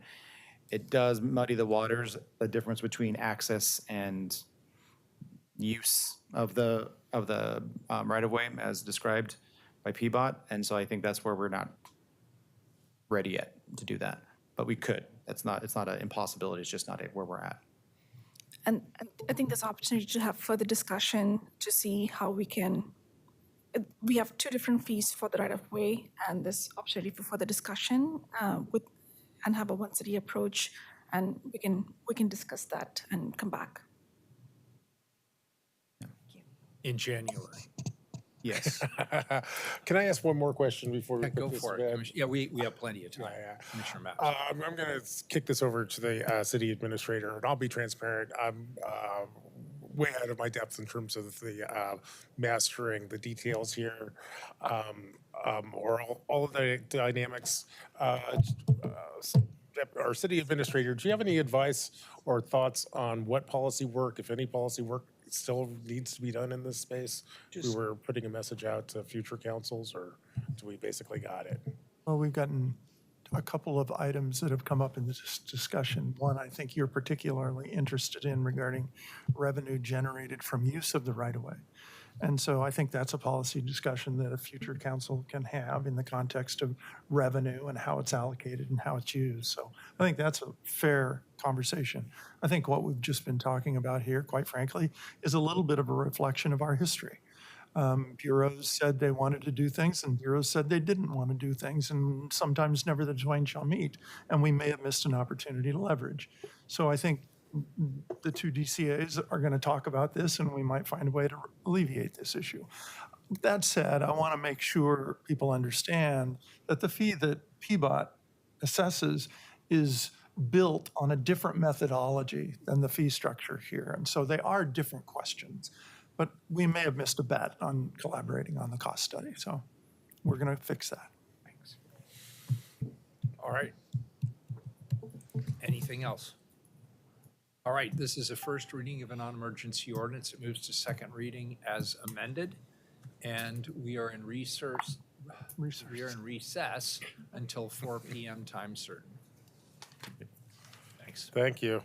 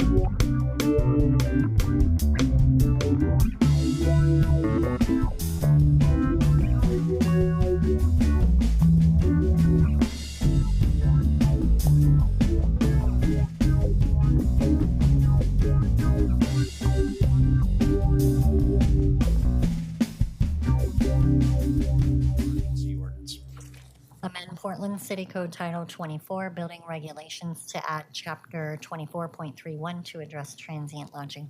All right, thank you, everybody, for your patience. I know it's been a long day. This is obviously a very important issue. This is Portland Permitting and Development. PP&D is slated with implementing the state building codes as delegated by the state, as well as, of course, our own local regulations as allowed by the state, including what we all know and love as Title 24. The purpose of the building code is to ensure the safety, the usability, and the energy performance of structures within the state. And with that brief introduction, I'm going to turn it over to Donnie Oliveira, who is our Deputy City Administrator. But before I do, I want to say for the third time, for those of you who aren't testifying, we have quite a few people signed up. We want to make sure that we have the opportunity to hear from everybody who would like to speak. And so we are asking you to please limit your talking points to 2 minutes when we get to the public testimony portion of this effort. Donnie, to you. Thank you, Mayor Wheeler. Good afternoon, Commissioners. Donnie Oliveira for the record. So today's discussion is focused on an amendment to Title 24.31 of City Code, focused on short-term rental requirements. This amendment addresses changes made last year to state building codes and ensures our regulations remain aligned with those updates. But before I make way for the staff presentation, I think it's useful for this body and the public to understand this ordinance in the context of the broader work the city is undertaking related to accessory short-term rentals and short-term rentals. As a reminder, the city was one of the first major cities in the U.S. to adopt rules for short-term rentals, such as those provided through portals like Airbnb. That was in 2014. And when that ordinance was passed, the model for short-term rentals was much, much different. The original model focused on homeowners renting out a room in their home, and it evolved to homeowners renovating basements or their garages to ADUs, and the city of Portland absolutely supported that. But today we see a lot more strategic enterprises that are working on much larger scale. These models are closer to a hotel or motel operations, and while this code doesn't outlaw those, we're certainly catching up to this usage in our city. And candidly, the city's ability to enforce and maintain compliance hasn't been great for a host of reasons, mainly that we were the first out of the gate to pass a code. Subsequent codes in Title 24 and in 6.04 still need to evolve. Again, that's no fault of bureaus or staff. We're catching up to an ever-evolving and iterative enterprise in the city. Earlier this year, Commissioner Rubio and then subsequently Mayor Wheeler directed staff to really strengthen our implementation of our codes related to ASTRs and STRs. And that pathway has taken shape in four distinct stages and ways. First, This council's already adopted Title 33 changes that went into effect October 1st that provided greater efficiency for Portland permitting development, PP&D going forward, to enforce against falsely advertised units on the portals.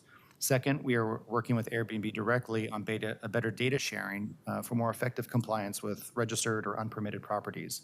And third, BPS has been directed, Planning and Sustainability, to conduct a calibration study on our existing codes. Again, this code is 10 years old. It was right at the time, but it's since probably outdated, and we're long overdue for an evaluation for an update. And that will be coming to the next council sometime next year.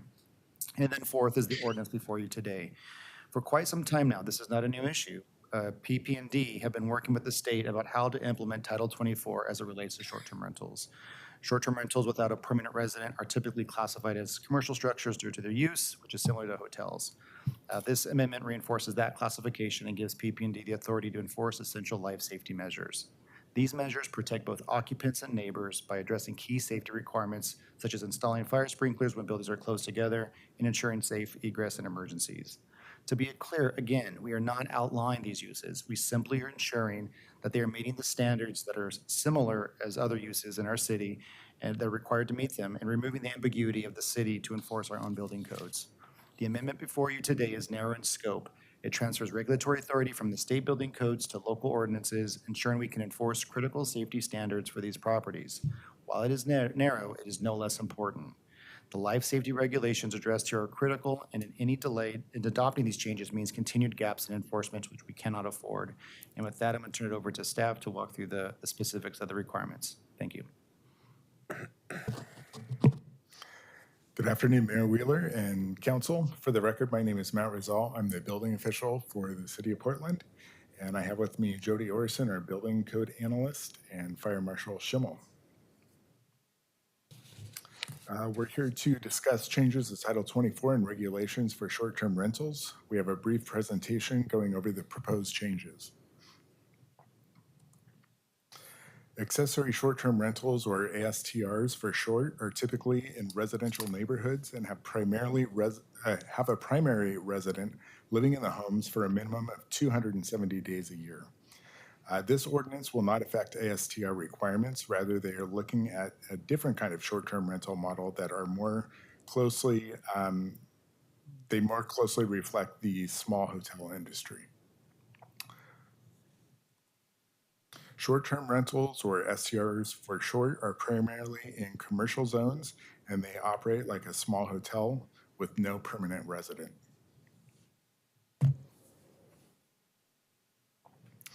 We've been consistently regulating short-term rentals as commercial structures for the last 10 to 12 years, so the regulations are not new.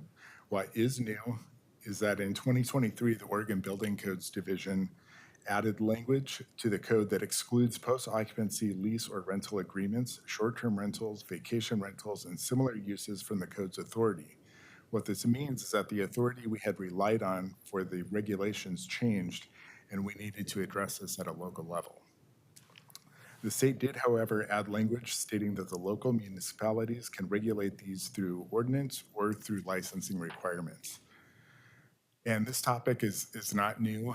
This has been discussed at the national code level and is continually progressing.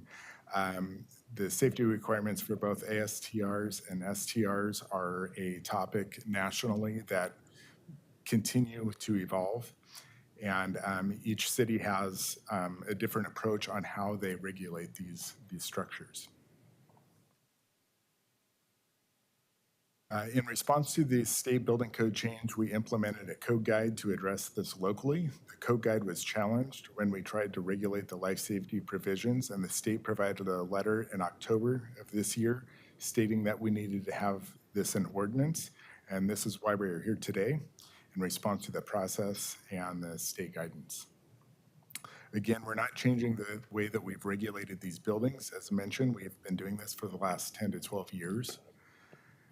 We're simply changing the authority from the state to local authority. Tangentially, we are also proposing an administrative rule to address the technical requirements that reflect the provisions in the building code guide that we had put together. Again, since these operate as small hotels, the codes are providing minimum safety requirements similar to what are required for other hotels. However, we have limited the scope to address minimum safety requirements and not the full scope of the commercial code, since these are typically smaller structures. And please keep in mind that according to the National Fire Protection Agency, in 2023, 25% of all fires in the U.S. were residential home structure fires. There were 2,890 people passed away in 2023 from residential fires. Most of these people lived in the home and knew their surroundings. The users of STRs are not familiar with the structure and may not know how to escape in case of a fire. Therefore, these regulations are very important for the safety of those who come to visit our city. To summarize, we have consistently regulated the kind of life safety provisions for many years under the commercial code. The primary change is shifting the authority from state to local ordinance in accordance with the state guidance. Short-term rentals operate like small hotels and should have very similar safety requirements for the users. We recommend passing this ordinance in order to provide the minimum safety requirements. And with that, I will pass this over to Fire Marshal Schimmel. Thank you. Good afternoon, Mayor, Commissioners. My name's Carrie Schimmel, Fire Marshal with Portland Fire and Rescue. As a Fire Marshal, my primary concern is ensuring the safety of anyone who occupies these properties and the properties that neighbor the short-term rentals. Short-term rentals, by their nature, are transient spaces with no permanent residents to oversee safety measures or respond to emergencies. Because of this, we cannot rely on an individual oversight to guarantee the safety of the users. Hotels, which operate under a similar transient occupancy model, are required to meet stringent safety requirements under the Oregon Structural Specialty Code, or the OSSC. These requirements ensure baseline fire and life safety standards, in most cases go beyond what is being proposed in the short-term rentals. The proposed rules under Title 24 strike a balance by establishing essential fire and life safety measures, such as emergency egress, fire separation, and possibly residential sprinkler systems, which recognize that these are not full-scale commercial hotel occupancies or operations, excuse me. If we were applying the entire OSSC to these properties, the requirements would be far more extensive. However, the baseline standards proposed here are critical for ensuring the safety of occupancy and aligning these properties with basic safety expectations. Ultimately, this ordinance brings short-term rentals into compliance with a tailored approach that reflects their unique use while protecting lives and property in Portland neighborhoods. Thank you. Thank you, Fire Marshal Schimmel. Mayor, that concludes our staff presentation. Could I ask two quick questions just to make sure you continually reference operates like small hotels? Correct. Can you be more specific? So a hotel, they typically have somebody there full-time working, a reception desk or something. These are like a typical Airbnb where you have you're messaged how to get into the house. There's nobody there to welcome you. So you're just going in, letting yourself in and using the house for whatever time period and then leaving. And then could you restate, please, for my benefit, that this impacts a small subset, or I shouldn't say small, but a subset of short-term rentals. Could you define again what subset this impacts and maybe clarify what subset is not included in this ordinance?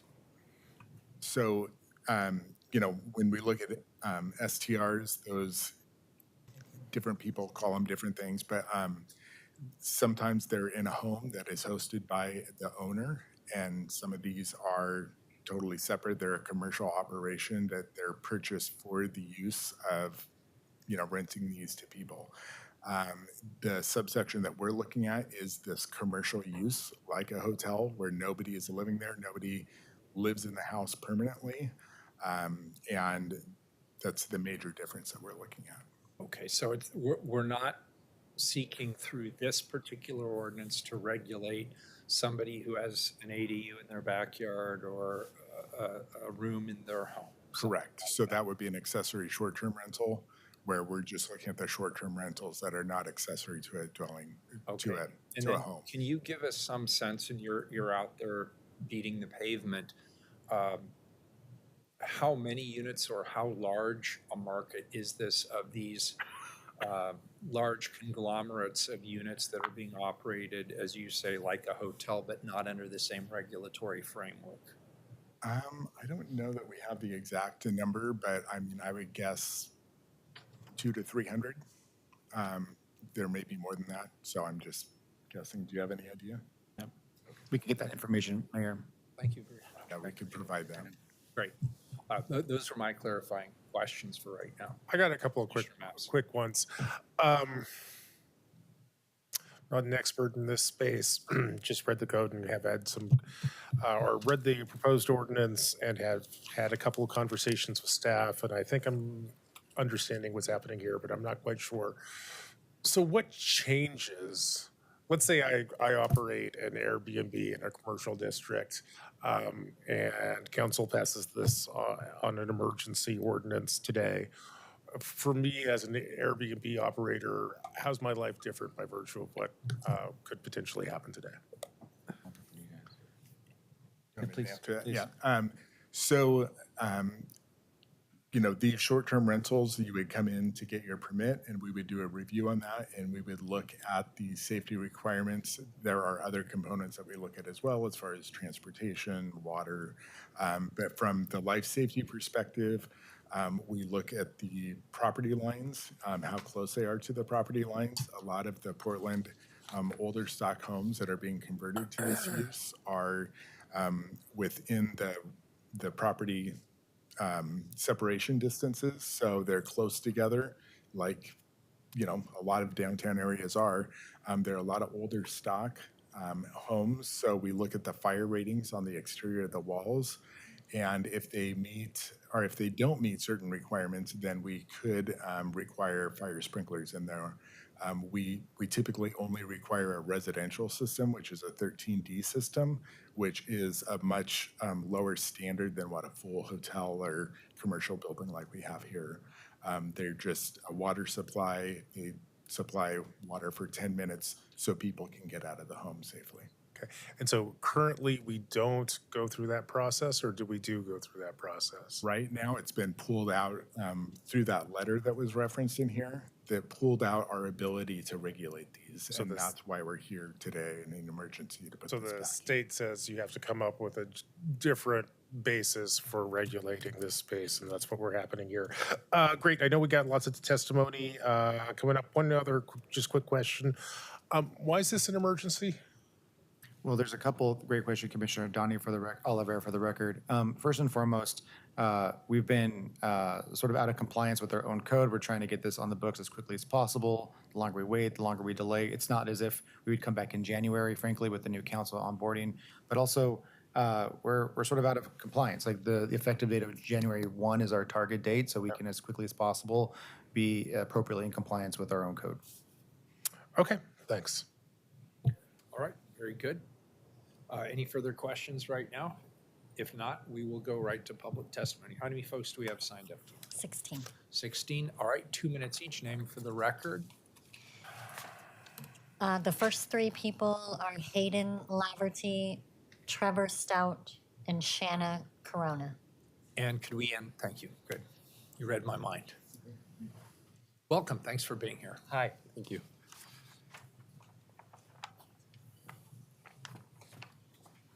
Hayden. I'm Hayden Laverty, Mayor Wheeler, council members. Thank you for being here today. Sorry that we're taking up so much time towards the end of your term.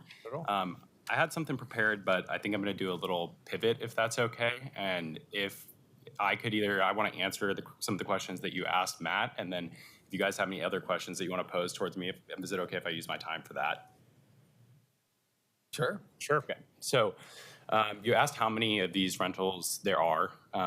There's a public registry of all the ones that are legally registered. On that registry of the units that are permitted in this manner, me and my group, we represent 95% of those units. So I'm just going to be transparent. So this policy impacts virtually us and only us. 8 years ago, when you guys worked hard to put together our extremely strict and comprehensive short-term rental ordinance, which I support because we have a housing crisis in the city, I was doing short-term rentals at that time. I went into PP&D, it wasn't that at the time, and I said, hey, is there a way for me to do this legally? And this is what I was told. I feel like there's some misrepresentations that these have been required to be sprinklered all the time. I can give you guys plenty of examples of properties that are on the registry that were not required to be sprinklered. And I would also say that I have spoken at length with Alana Cox, who's the administrator of the state building code. So the reason she provided the letter was not because Portland's been doing this right the whole time. It's because they've been doing it wrong the whole time, or trying to attempt us to sprinkle certain properties that they shouldn't have. That's why she provided the letter, and she thinks that this is overkill and it's not done anywhere else in the state.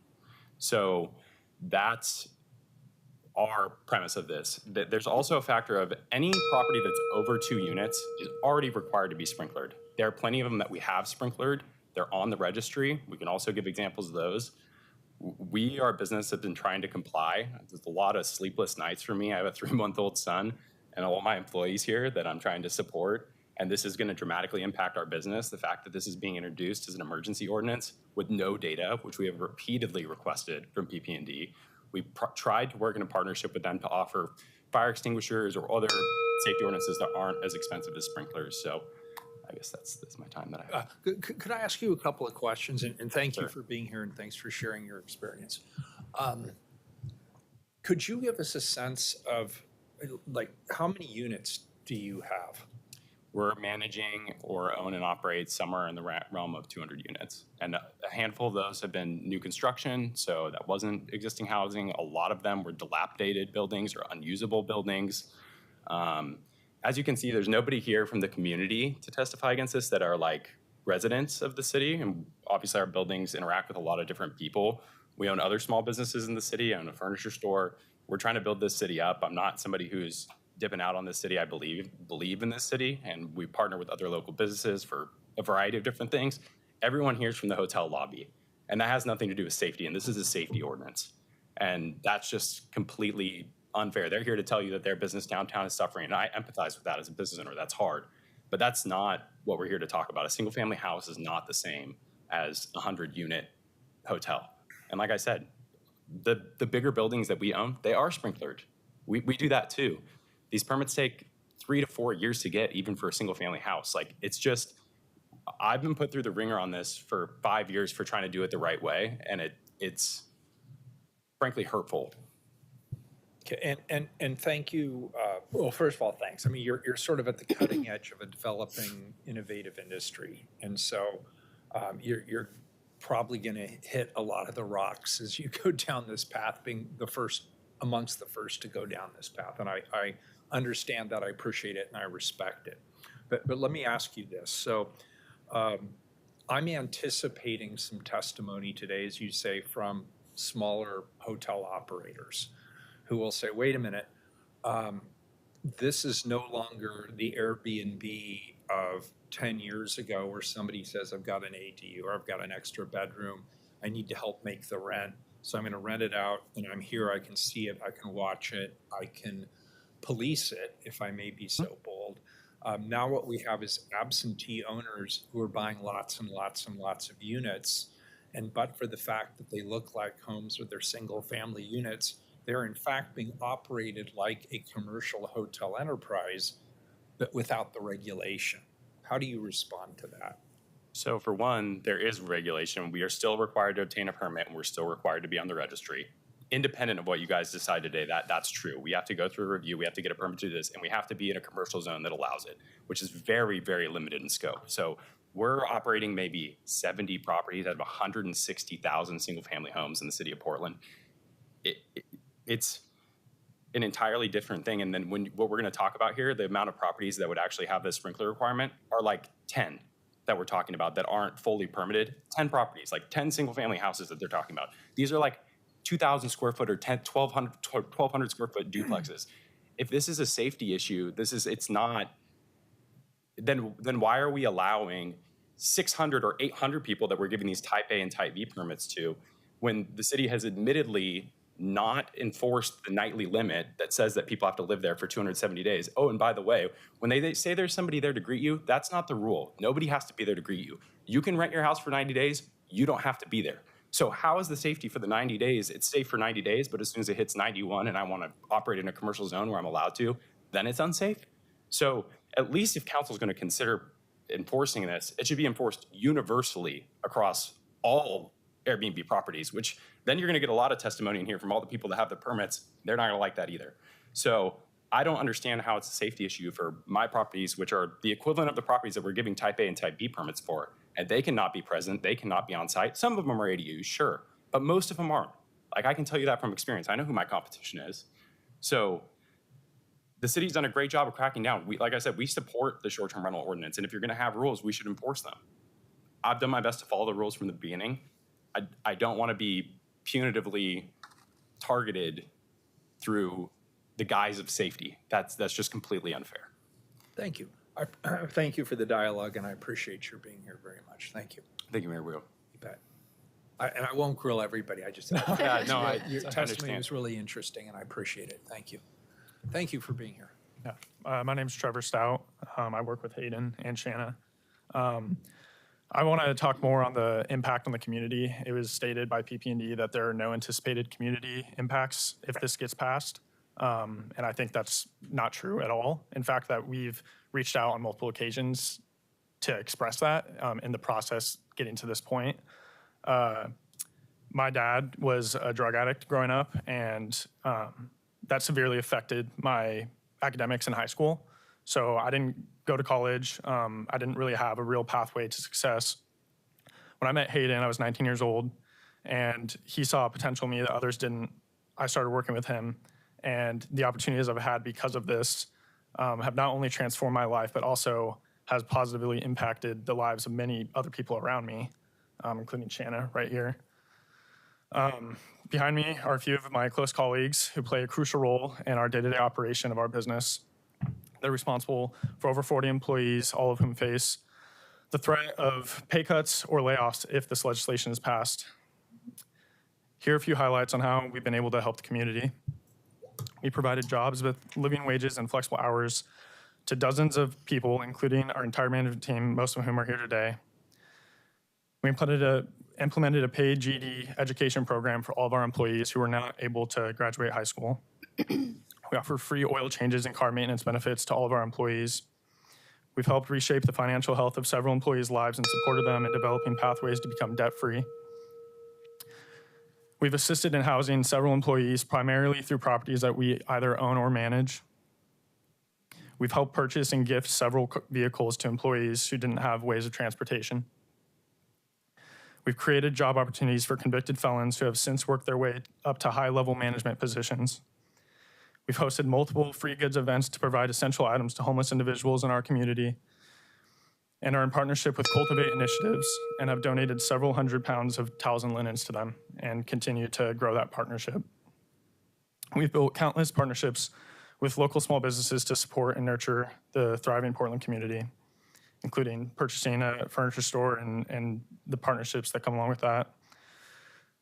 These are just a few examples of the positive impacts we've been able to make in the community thanks to the growth of our small business. If this legislation passes, not only will these impacts be at risk, but also the employment of dozens of employees, many of whom are part of the Latino community. Thank you. I appreciate it. Thank you. 2 minutes goes quickly. Sorry, folks. Sorry about that. Hi. Good afternoon. Hi, I'm Shanna Corona. I've been working with Hayden Laverty for almost 4 years now. I can honestly say that our company is deeply committed to serving Portland's vibrant community through our work in short-term rental properties. I'm here today to express my concerns about the impact of Title 24 on not just our business, but also the community we proudly contribute to. I'm 45, and in my 45 years, I've never experienced a more loving and supportive work environment than I have working with Hayden. Excuse me if I get emotional. This company is not just a workplace, it's a family. There's people behind me. It's a place of collaboration and care that drives everything that we do. It's a culture that has been inspired, that's even inspired some of our team members to move to Portland drawn by the opportunity to be part of something meaningful and connected to the city. Our work goes beyond our properties. We partner with local businesses, landscapers, repair services, help small businesses grow and create job opportunities for the Portland community. We have pride in what we do. We ensure that our spaces remain clean, safe, and welcoming. We understand that this does not just support our company, but also supports Portland's local economy. Visitors that stay in our rentals, eat in local restaurants, shop in neighborhood stores, and fuel the economic activity in ways that benefit us all. The increase in regulations in Title 24 could create significant financial and logistical burdens. If businesses like ours struggle to comply, the ripple effect could be devastating. A large number of employees that depend on our company and others like ours to support their families will lose their jobs. Small businesses we collaborate with will also feel the effect. While we wholeheartedly support the spirit of Title 24 in prioritizing public safety and structural integrity, we ask that small businesses like ours be treated fairly.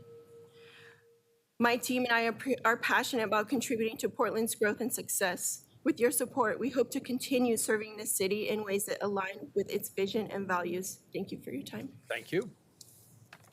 Next up, we have Bianca Leilani Nunez-Marin, Kimberly Soto, and Jonathan Cohen. Thank you. Thank you. Welcome.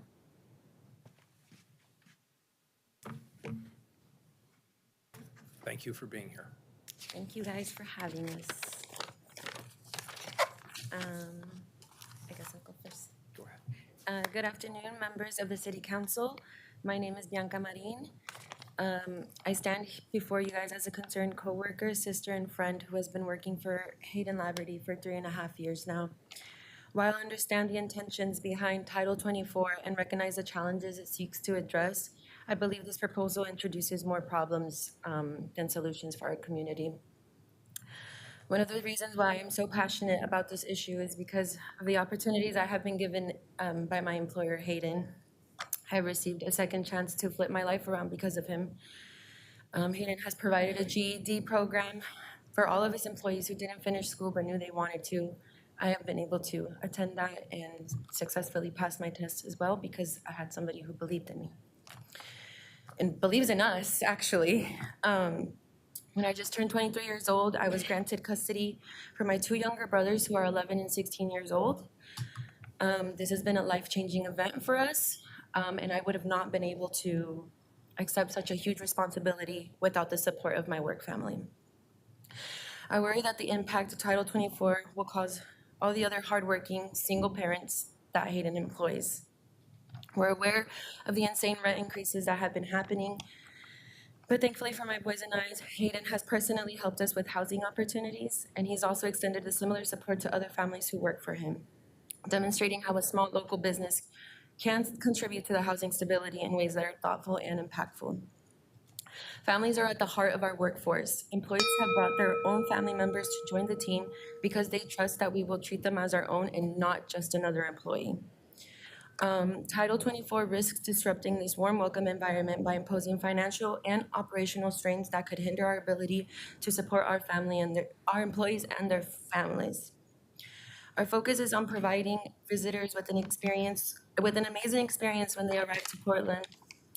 We ensure they have a beautiful, well-maintained home, and additionally, we proudly recommend small businesses who our guests contribute directly to our local economy. Title 24 won't just impact our business, it harms other small businesses here in the community. And our goal is just to ensure Portland thrives, not just for cooperations, but for all of us who call this city our home. Thank you for your time. Thank you, and congratulations. Oh, thank you. Well done. Thank you. Good afternoon, City Council members. My name is Kimberly. I have a couple comments and maybe concerns that you guys have.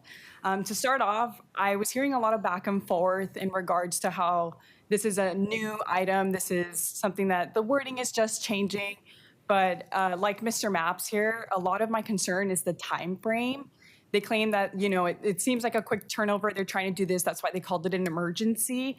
But if you guys heard Hayden Laverty, he said it takes 2 to 3 years for a permit. But this is an emergency meeting, right? This is supposed to be a quick turnaround. That's just my only concern and comment with that. But like most people here, I am a first-generation individual. I came to Portland 3 years ago looking for a new beginning, a new experience, and I found that working with Hayden and friends. I have learned so much from just being around people like Hayden who strive to not only create a good experience for others, but also create a safe space.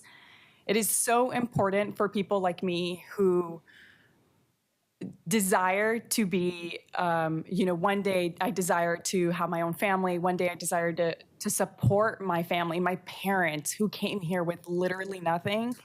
And this title, all it makes is just a little bit more difficult for us to do that. Title 24 also impacts a lot of our members here, our coworkers. Like we stated, we are mostly family. There are brothers, sisters, cousins, parents, single parents who are working with us and who are trying to only have an American dream. And Portland is one of the biggest cities who support people of different races, cultures, sexual orientations. And we're trying to provide this by making sure that we're supported and creating safe spaces. And I think that our job speaks for itself.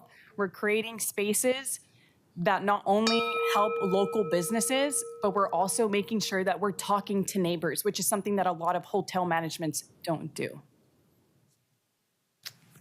Thank you.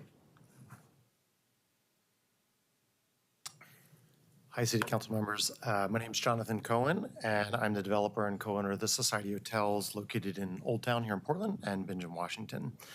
But before that, I spent almost 20 years running a solar installation company that I founded in 2003 here in Portland.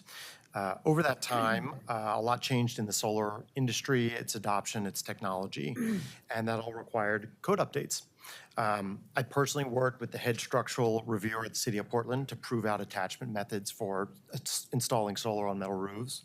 Later, I co-wrote portions of the Oregon Specialty Solar Code, specifically around roof pathways to provide access for firefighters in the event of a structure fire. When developing the Society Hotel, we spent over 25% of our budget modernizing the building to bring it up to seismic and fire and life safety standards. Some of these improvements were done optionally, but it always makes good sense to improve old buildings the best you can when you have the chance. Codes exist for a reason. Something went wrong many times, and people died or got hurt before it got enshrined into code. And lodging has a higher risk than long-term residential occupancy. As mentioned before, people are less familiar with the space that they're in and not always able to escape.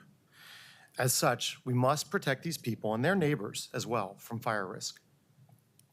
If short-term occupancy is allowed in a structure, it should follow the same safety standards that any other building type that provides lodging. When we find gaps in our policies, just as I helped the city in the past with solar codes, we need to fix them.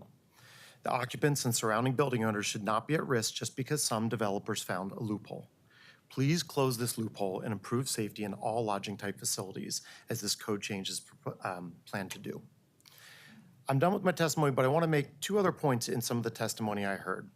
I heard a lot of people mentioning how this was going to destroy their business. And I didn't understand that because I also heard that this was only going to impact 10 out of their 200 units. That didn't make sense to me. The other thing that I heard was that other folks agreed with enforcing the rules, but it sounded like not if it impacted them. And the final thing I heard that I just wanted to point out that I thought was erroneous was that I heard a permit would take 3 to 4 years, which is not correct. I processed thousands of permits to the City of Portland. This permit would take months, not years. All right, thank Thanks for you. your time. Folks, please try to keep it as close to 2 minutes as possible. Next up, we have Jesse Burke, Gabe Krebs, and Paul Patino. Welcome. Thank you for being here. Thank you. Go ahead, Jesse. Hi, my name is Jessie Burke, and I'm one of the owners of the Society Hotel in Old Town and in Bingen, Washington, and I chair the Old Town Community Association. I've worked closely with all of you over the years, and I've appreciated your partnership. I'm here today to request that you amend Title 24 to help provide policy parity between all hospitality operators in Portland. Hotels are required by law to meet strict fire and life safety codes, codes that include seismic upgrades, fire sprinklers, smoke detectors, clear exit routes, and emergency lighting. These measures are in place to protect the lives of the guests in the event of an emergency. Unfortunately, Airbnb properties are not held uniformly to these same standards, even though they do the same work as hotels. Many short-term rentals do not undergo the same inspections or require the same safety features as hotels, leaving guests vulnerable. And I agree with Hayden. Let's enforce all of our rules and consistently. I started my hospitality journey as an Airbnb host in my basement. And when I saw a gap in the market, we pursued a commercial building and opened a small hotel. And we were the first hotel listed on Airbnb called ProHost. However, I told Mayor Wheeler once that had I known this is how our policy would play out, then I was a fool for restoring a historic building, seismically upgrading it, installing sprinklers, and meeting all the code requirements to open a hotel, when I could have just purchased an apartment building and run an Airbnb out of it with all the revenue and none of the fire life safety costs or requirements. What's more, while I appreciate a healthy workplace, and I think a lot of us pride ourselves on that, the hospitality is notoriously a low barrier industry, and your story is all of our employees' story. A good employer doesn't ask their employees to testify for their business's survival. It is no employee's problem that a policy might impact your business. An employee's job is to show up and do good work, and the employer's job is to make sure the business is compliant and can provide what is needed to your employees. Thank you for your time in considering these safety updates. I look forward to seeing the positive steps we can take together to make our city safer for everyone. Thank you. Welcome. All right, hi, Council. Thank you for listening to all of our perspectives today. Some advice that floats around is not to mix friends in business. Since I've graduated college, I've done the exact opposite. I've only worked on projects with people I know, love, and trust. My friends and families are my partners who I've built local businesses with, including renovating often dilapidated properties in the city that we all grew up in and call home. By enacting this change, you're supporting larger corporations to come in and tear down these homes and develop hotels and the commercial zones that we're talking about today. Sprinklers absolutely make sense at the Hilton, as it does in any commercially sized residential building. The argument that short-term guests are unfamiliar with a single-family home is a far stretch. When I leave town and my younger sister's friends house sit for me, I have some concerns, but them remembering where the one entrance they walked into the home in the face of a fire emergency is not one of them. All the data that we have collected from insurance companies show that fires occur less in STRs than long-term rentals because people are cooking less.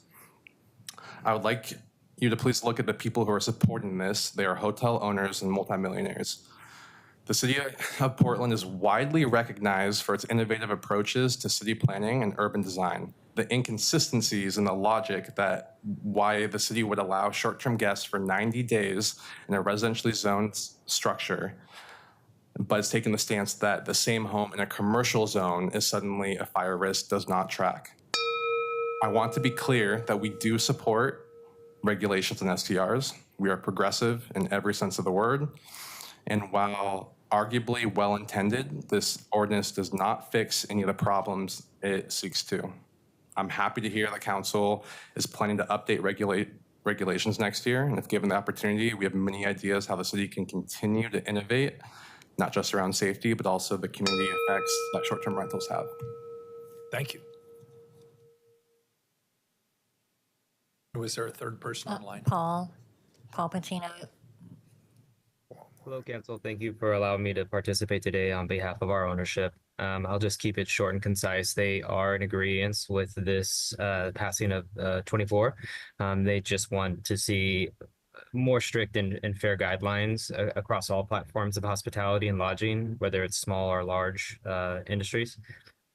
Personally, I'm new to the market, but I would say, just from hearing all the testimony, the city's full of collaboration. And, if this is something that is on a short-term window, just to really think about it and really get the data in front of us before we pull the trigger on anything. But again, in full agreement with safety measures across the board. Thank you. Thank you. Next up, we have Mari Cruz Diaz, Alice Engelstad, and Connor Laverty.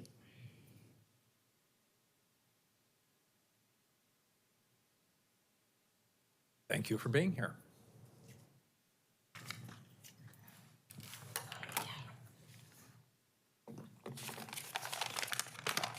Okay, I'll go first. Thank you. Good afternoon, everybody. My name is Maricruz Diaz. I work with Hayden Laverty. Sorry. A few years ago, I was struggling to get by, and my cousin Shanna called me and told me about a job opportunity working with Hayden. She told me about all these good things working with him, which I thought were kind of good, too good to be true. But I went in, and I was shown it was all good. I was a single mom of 6. I was on food stamps. I had no car, and I was using the bus as transportation. Now, with Hayden's help and the work family, I was able to pay off my tickets, get my license back, and get a car, which he provided for me. And 5 out of my 6 kids work with Hayden. Title 24 could jeopardize all of this. With the increased restrictions and costs, could force small businesses like Hayden's to cut back or even shut down. And it would be crucial for me and my kids. I'm here today to urge you to see the people behind the policies. Hayden's business has not only provided for my family, but has allowed me to break the cycle of poverty and teach my children the value of hard work and community. These regulations could take that away, not just for me, but for so many others who depend on companies like this to survive. Please consider the human impact of these changes. For people like me, this isn't just a business, it's hope, opportunity, and future. Thank you. Thank you. Hi, thank you for having me, City Council members. This will be my 7th year collectively working with Hayden and Friends. I'm a lifelong Portlander and the proud daughter of an Alaskan native. I don't know if you all remember, but the iconic orange Tarlow furniture building was always my landmark as a child that let me know I was almost on our way home from our beach trip. I've witnessed firsthand the growth and transformation of our city. Portland has always been a place of opportunity, a destination, a place where people wanted to raise their families and thrive. The city that points the way for other cities. However, with the proposed changes, I have concerns about these new policies that will inadvertently harm the very fabric of what makes our city special. In our business of maintaining single-family rentals, we focus on providing beautifully appointed homes with 5-star service that offers comfort, safety, and a warm welcome to visitors from our friendly staff. We aim to contribute positively to the community by partnering with local nonprofits, as was mentioned earlier, and distributing essential goods that we have in surplus to those in need in our city. This includes everything from blankets and toiletries to bedding, and to date, more than 600 pounds of towels to people who are using mobile showers in our city. In short, our little company has been an agent of kindness during these times of great distress. However, the proposed policy changes will not only impact our ability to reasonably continue this work, but also the livelihoods of our employees. This is just the facts. No one twisted my arm to come up here and talk today. While Portland strives to be a progressive, forward-thinking city, I fear about these changes having unintended negative consequences for family businesses like ours, making it harder for us to serve the community and maintain the welcoming atmosphere that draws people to Portland in the first place. I urge you as city officials to consider this full impact. We're asking you to work with us so that together we can find solutions that foster growth while protecting the heart of what makes Portland a place to love and call home. Thank you, and perfectly timed. Thanks. Welcome. Thanks for having me, Mayor and City Commissioners. My name is Connor Laverty, for the record. I come before you today to appeal for the application of common sense. Common sense in examining data, recognizing the truth, and seeing people as individuals. I was born and raised in Portland. My fiance and I met in high school. We've made Northeast Portland our home. I coach football on the Central East Side, high school football. I love this city. I am not one of those that has appeared in written testimony, representing and branding Portland as decimated, run down, or a dump. Along with my colleagues and my family, I proudly represent Portland for all that it stands for. That's why it's so disheartening to see this ordinance proposed with a claim that has zero economic impact. Yet every single person here today, whether in favor or against, has mentioned the economic impact. So I ask, what is the real reason for introducing this ordinance? We're allegedly here to discuss life safety. However, our research identified over a dozen hotels just in the last 2 days that we've had to prepare for this, over a dozen hotels with 30 or more units that are not required to retroactively install sprinklers. Let's talk about the data, because life safety decisions should be grounded entirely in it. According to the most recent annual performance report by the Portland Fire and Rescue, there were 3 civilian fire-related deaths. None of those were associated with short-term rentals, and they certainly were not short-term rentals in commercial zones. So what is the basis for the claim that this is an emergency ordinance? I urge you to consider written testimony by a firefighter and take their perspective, as well as an owner of a fire sprinkler installation company. If this ordinance is truly about life safety, why are a handful of 1 and 2 family dwellings being targeted while larger, high-risk buildings remain exempt? As my colleagues pointed out earlier, short-term rentals in 1 and 2 families dwellings statistically have 50% less fires than permanent residences. So do with that what you want. But once again, I urge you to apply common sense. This ordinance will not stop short-term rentals. It is not driven by data. It will not meaningfully impact the supply and demand for hotels, as those here are testifying for a life safety matter claim. Instead, it unfairly targets small businesses that have done nothing but follow the rules. Thank you. Thank you. Next up, we have Jordan Egbert, Bob Schatz, Mark Gaiman.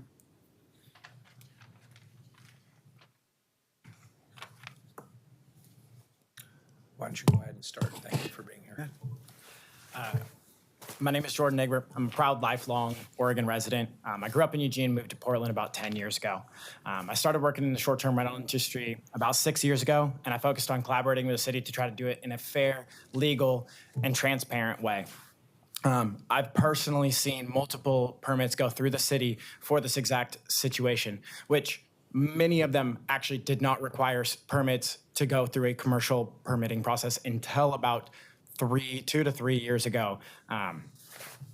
This permit process extended from being a 3 to 4 month process to now, as Hayden mentioned, up to 3 years. I would say most of them take 9 months to a year in order to get a permit for a single family house to become in a commercial residence, to become a short-term rental. I want to be really clear what we're discussing. We're not talking about big buildings, as they talked about with the Society Hotel and needing this safety. We're talking about single family and duplex properties in a commercially zoned and regulated area. They still have to go through all commercial zoning from a zoning and planning perspective, and will still require all the same requirements of a hotel from that standpoint. This is just a single family and home. It cannot be a house that is in a regular neighborhood. It cannot be a house that is in a big building that is anywhere else. If anything bigger than 2 units will require to go through the commercial code. This is just single family and duplex, as PP&D did not explain whatsoever. This ASTR permit that you get separately does not have any of these requirements. And as Hayden mentioned, has 90 days that you can operate with no one there, with no difference whatsoever, but it is only required for people who are now going for these single family and duplex homes. This proposal gives the impression that those who intend to operate from a transparent and honest way are being punished for doing so. And this change honestly seems like a frivolous waste of the city's time and resources, and yet another burden to its citizens. Thank you. Hello, my name is Bob Schatz. I'm an architect. I've been getting building permits in the city since 1990. And this proposal is mandating that houses use the commercial code when permitting a house for short-term rentals. Chapter 1, page 1 of the commercial code states that detached 1 and 2 family dwellings and townhomes that not more than 3 stories above grade in height with a separate means of egress and accessory structures shall comply with the residential code. So for complying with the commercial code, they're telling us to use the residential code, which is what we're doing already. So I'm proposing that we keep doing what we're doing. And this proposal specifically affects existing homes in Portland in a commercial zone. The best new use of these homes is a vacation rental. The reason is because a vacation rental, it's the same use. So it's a residence, so you just use it. And the reason why we don't need to have new codes is because homes are small. We don't have big egress, we don't have fire exits, we don't have all these things that commercial buildings have. There's typically less than 10 occupants in a home. In a vacation rental, everyone there knows each other. It's not like a hotel where you have 40, 50 different people, no one knows anyone. This is why the residential code is the appropriate code for houses in commercial zones. You have 30 seconds if you want. I've done a lot of conversions of homes in residential zones in my career, and it's always extremely difficult. And if you make it more difficult, it's just going to force the owners of those properties to tear down the homes and build something different. Thank you. Mark? Mark, you're muted. How's that? Yep, loud and clear. I just want to make a couple brief comments. My name's Mark Goman. I'm general manager at Mark Spencer Hotel on 11th and Harvey Milk. And we too, like a lot of people have talked about, provide jobs, including jobs at the entry level. I grew up in St. John's, went to Roosevelt High School, started in the hotel business 1977, and I'm now 62 and on my last run here. But I would also like to say that in terms of, someone mentioned that the hotel owners are multimillionaires and such. The capital outlay and the just the amount of money that they have put into hotels, including the Society Hotel that has spoken here, has provided an infrastructure for our travel and tourism industry. We're focusing a lot on bringing international travelers in. And if we didn't have some of the infrastructure that's been built up over a period of time and investments by our owners, then it wouldn't have this be the same attraction. So I'm just asking for your support to vote yes on this ordinance. Our owners are requesting that as well. And I'll cut my comments because it's late in the evening, but I appreciate all your time. Thank you. Thank you. Next up, we have Mackenzie Marino. Evening, Mayor and City Council members. My name is Mackenzie Marino, and I am here today representing the Oregon Restaurant and Lodging Association. On behalf of our members, which include a wide range of over 2,400 lodging establishments throughout Portland and Oregon, I'm here to express our strong support for the proposed ordinance to amend Title 24 and formalize the regulation of transient lodging. This ordinance is a crucial step in ensuring the continued safety, fairness, and consistency within the hospitality industry in Portland. Short-term rentals and other lodging should be held accountable to the same standards as hotels have worked so hard and dedicated themselves to upholding. As an association representing both small and large lodging businesses, we understand the importance of maintaining the highest standards of fire and life safety for all transient lodging establishments, including short-term rentals. These safety measures are fundamental not only for the protecting guests, but also for supporting the long-term sustainability of Portland's tourism and hospitality sector. By aligning short-term and vacation rentals with the same safety requirements as traditional hotels, the ordinance ensures a level playing field for all lodging providers, which is essential to both our industry and our community. The rise of the short-term rentals and other non-traditional lodging options have created an evolving landscape for our industry. It is essential these properties are subject to the same safety regulations hotels and other commercial lodging businesses must follow. This ordinance accomplishes that by ensuring all transient lodging, whether new or repurposed, complies with the necessary construction and safety standards. By doing so, Portland is safeguarding public health and ensuring all types of lodging meet the rigorous criteria for fire prevention, structural safety, and guest well-being. Additionally, we appreciate this ordinance does not impose financial or staffing burdens on the city while providing critical updates to the local building code. In conclusion, we urge the City Council to adopt this ordinance. It is an essential step to ensure that all lodging providers in Portland, from traditional hotels to short-term rentals, continue to meet the necessary safety requirements. Thank you for your time. Thank you. That completes testimony. All right, very good. I assume we might have some questions. Why don't we have staff come back up, please? And I'll just start with the general question. Anything there you want to respond to? Donnie? Thank you, Mayor, Commissioners. Donnie Oliveira for the record. Commissioner Rubio, Mayor, we've had conversations about the city's effectiveness or lack thereof of enforcing the regulations. I said earlier in my comments, I want to be really explicit. There's a lot of comments about our ability to enforce our codes uniformly and consistently, and that's accurate. We haven't done a great job. We are here today because this code was ready to go. There's going to be a host of other changes, both in our programming, our ability with staff capacity, and frankly, we have a lot of work to do to ensure that we're effectively managing ASTRs and STRs across the city. It would have been, not realistic to wait for all that to be done together. So we're here today with this particular code because it's ready to go. But yes, we have a significant lift to get up to speed on all of our implementation related to STRs and ASTRs. I have a couple more questions. Thank you for that, Donnie. So based on your comments earlier, you said there are some new regulations potentially and some new enforcement strategies that are being considered, but that's not part of this ordinance. Is that correct? Correct.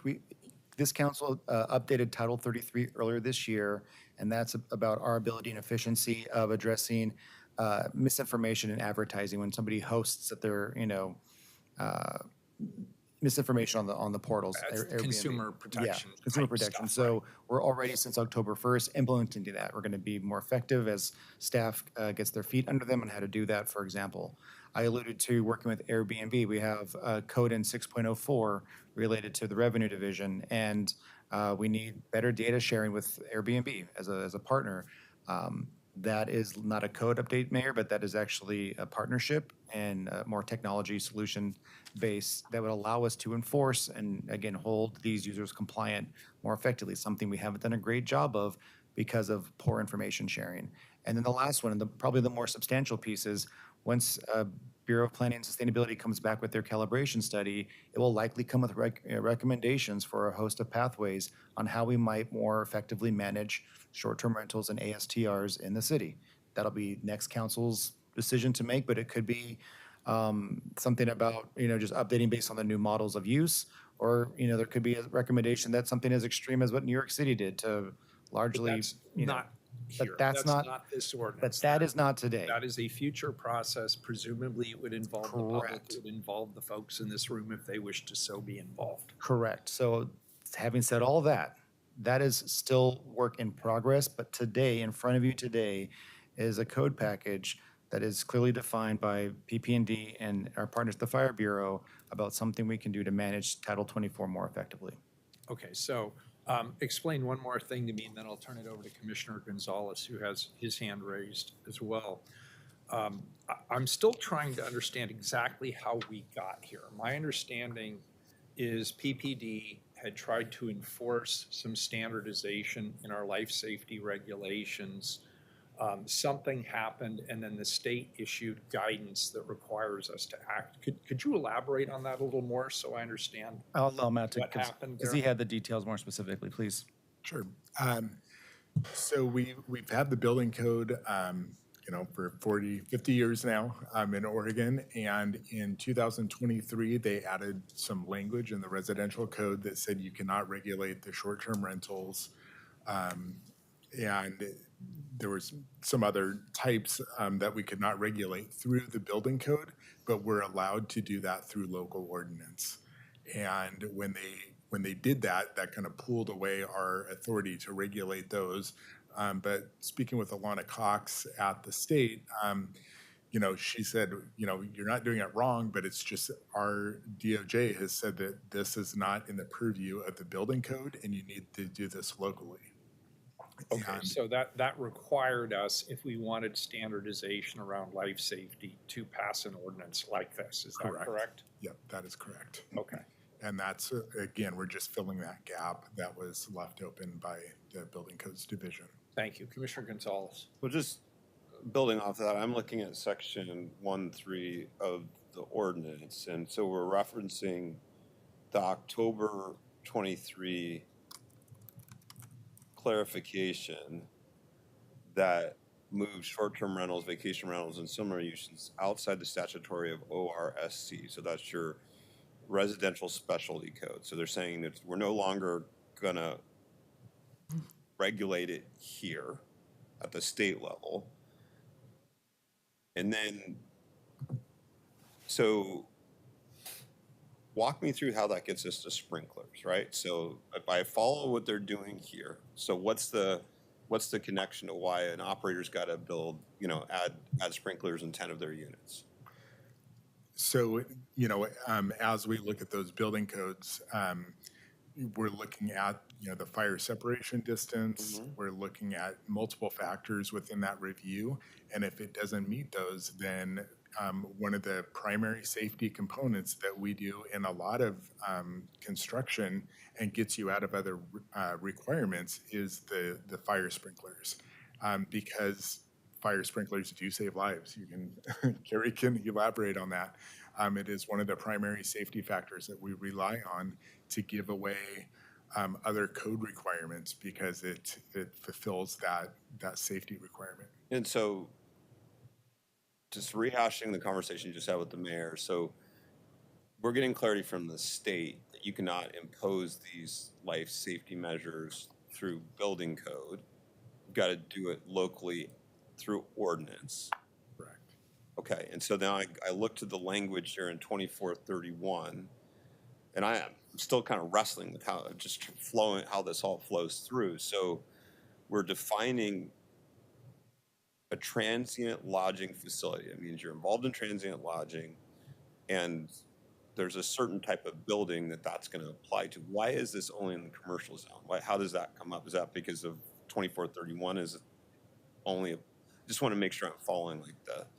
I can answer that one. Sure. Jody Orson for the record.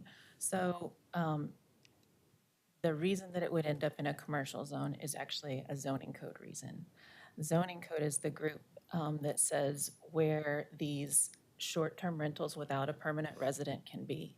And right now, that's in a commercial zone. If the zoning code changed and a short-term rental that was not an accessory short-term rental that did not have a permanent resident landed in a residential zone, that would apply to those there as well. It's just that right now, the way that the zoning code is written, it's only allowing these short-term rentals without a permanent resident in commercial zones. I see. I'm not a zoning person, so that's my impression of where the ASTRs are. The challenge is I'm just looking at the language before us, and I'm not actually seeing that nexus explicitly, but you're saying somewhere else. I'm just going to repeat back what you said. You got to have, you know, the owner on site or these other requirements in an area that's zoned residential. You don't have to meet those requirements in a commercially zoned property. That's why this only applies in that situation. Okay, because it's not actually spelled out in the ordinance. You kind of have to, it's external to that. And Donnie, you had something to add there? Well, no, you just actually, your last explanation just, you know, concisely captured that, so thank you. And if the zoning code changed next year with other council and these did end up spreading out further out through other zones, this ordinance would still apply to those as well. It's really written around the use of a short-term rental without a permanent resident, wherever that ends up occurring. So that could be commercial zones or that, what are some other examples just to make sure of what that last piece you're referencing there? Well, I'm imagining the next council might do something different with the zoning code, especially if there's a bunch of ASTR regulations moving around. So I guess what I'm trying to say is that it's not a zoning code. It's It's a building code issue that is attached to short-term rentals without a permanent resident, and it excludes accessory short-term rentals. However, that continues to be regulated as long as those have that permanent residency requirement. And right now, that's only in the commercial zone. But one day, there's a scenario where council could consider opening that use in other zones. But as of today, we're only talking about the commercial zoning element. And you're saying by that you mean transient lodging facility? Yeah. And which excludes ASTRs, right? And an ASTR essentially means you have someone's living on site. I mean, I know there's other pieces to it. I'm just trying to keep this clear. Okay. I think my questions are okay for right now. I just need to process this just the way the ordinance is laid out, and just the financial impact to operators you don't necessarily automatically get from reading the ordinance, and I'm just trying to trace that through. So I'm okay for right now. Commissioner Mapps. Want to thank everyone who testified. Couple of questions. Does this ordinance impact existing existing facilities, or is it just applied to new ones? This is not retroactive. It would only be to. Okay, so if you work to support one of these existing buildings and this code changes, your life ostensibly doesn't necessarily change. All right. Thank you. That's helpful. And again, I think I heard conflicting assessments or estimates of the number of units that we're talking about. I think I heard the number 200, and I think I heard the number 10. How do I think I might be able to clarify. I believe Hayden said that they own or operate around 200 units. Of those 200 units, about 10 of these would be affected. 10 of his units, and he can correct me if I'm wrong. I don't know how to deal with someone raising their hand. I'll leave that to the mayor. Hayden, does that sound right? I mean, there's other things I'd like to clarify as well, so I don't know. I'll yield a seat. I mean. All right, why don't you come up and we want to have a good, full, dynamic discussion. So why don't you make did you hear the numbers that were mentioned? I want to make sure Is it okay if I comment on something else really quick? Yes, you may. Okay. I'm not sure why city staffers seem to be intentionally misleading you. So I would like the opportunity to be able to answer questions about the code as well. I've been in contact with Alana Cox a lot. As Portland residents, a lot of you have probably visited the coast or Sun River or other places in Oregon and stayed in a short-term rental. There is nowhere in the country that requires sprinklers for a house to be a short-term rental. The 40-year experienced director of the International Code Council, Chris Reeves, has provided opinion on this that says it's not required as well. I have provided that to them. It falls on deaf ears. So when we're talking about the number of units, yes, around 200 is how many operate. There are 100 units that are already on the registry. They're either sprinklered or not sprinklered. They were permitted. They're fully legitimate. There are a bunch more that we're trying to push through permitting right now because this isn't going to be retroactive. And the reason that they're not permitted already, they were already all drawn. They moved the target like 2 years ago and started requiring this, to which I didn't do it, and I have been fighting it ever since. The state finally came down and understood what was actually happening here and wrote a letter and said, you guys can't do this. That's what they said. It's not required by building code. That's exactly what Bob said. The ICC, the people that write the building code, are saying it's not required by the building code. And the reason that they need you guys to make an ordinance is because somewhere ideologically, they don't like what I'm doing. And this has nothing to do with safety. We've had, Airbnb's been open since 2007. I can't find any evidence of fire-related death in all of Oregon.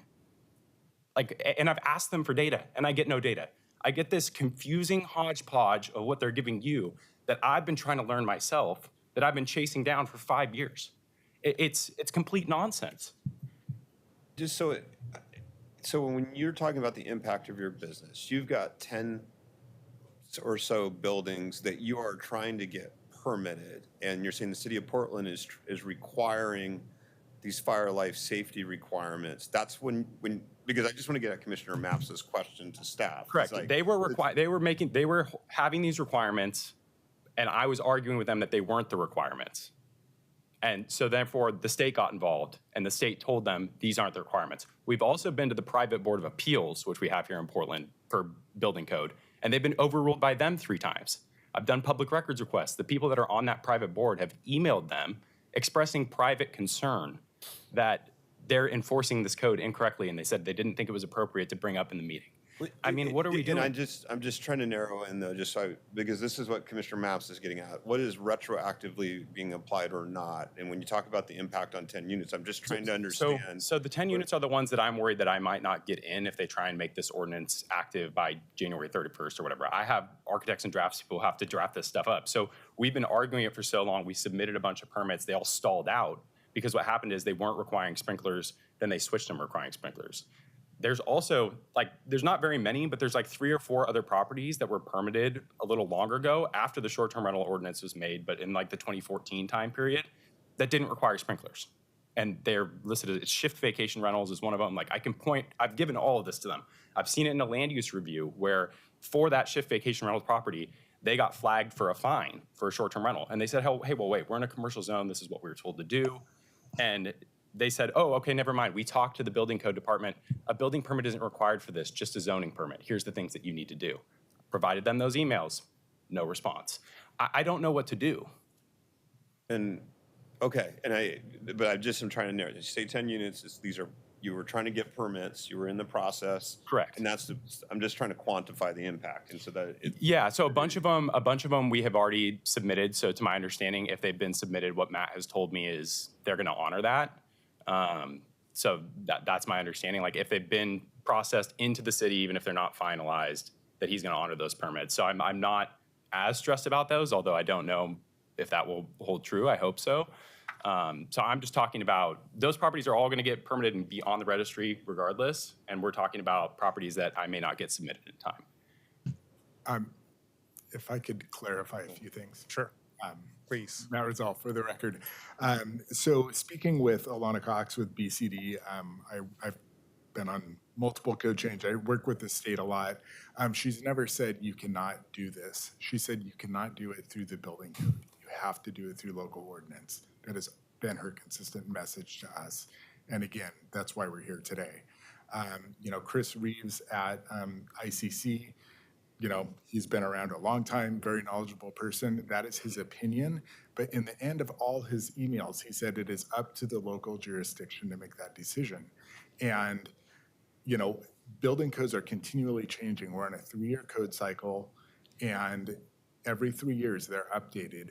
And, Hayden is speaking to some things from 10 years ago, and we have been better at regulating these, and we're trying to get better, as Donnie was talking. So I understand his frustration, and things do change. It's a cycle, and I can't answer all his concerns about that. But I do feel that when we're looking at this is a safety requirement for the people who are visiting Portland. It's a minimum safety requirement for residential sprinkler systems. We're not having them put in a full system. These are, I think, I don't know if Carrie can give me the numbers, but I think it's around $3 a square foot or less to install these, and then you might have some system development. Let me ask a question related to this. And I don't want to sit here and debate this all night, because there may just be an honest disagreement of opinion here, which is fine. We have that all the time here. Not all decisions are easy. Sometimes they're 51-49% decisions. That's just the way it is. And this may be one of those. But, and I appreciate you engaging, by the way, at the level you're engaging. Thank you for this. So this isn't a house. This is a commercial enterprise. And therefore, you have people paying money to you. You are making a profit from people who are traveling here from other parts of the country, other parts of the world, and they stay in your facilities. That's correct. And you're saying that you should not be held to the same standards as other commercial enterprises that do exactly the same thing because you are a short-term rental. Is that basically your no, argument? What is your argument why you should be exempted? Our short-term rentals that are above 2 units are sprinklered that are in commercial zones.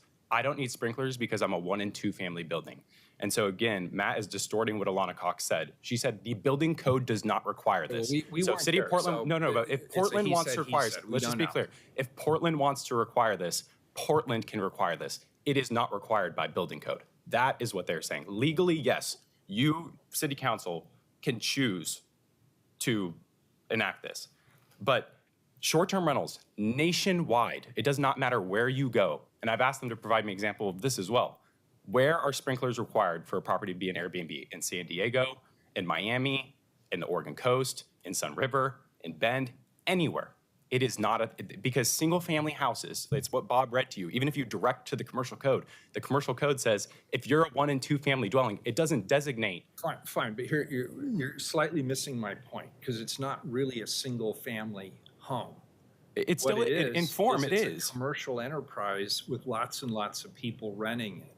And so my question is, if it's 1 unit or it's 10 units, if you're operating it as a commercial enterprise for profit, why should it not have the same life safety standards as other equivalent accommodations? I would tell you that it does. That's my point. It has the same equivalent life safety standards as every other 1 and 2 family home in the country, regardless of what it's being rented as.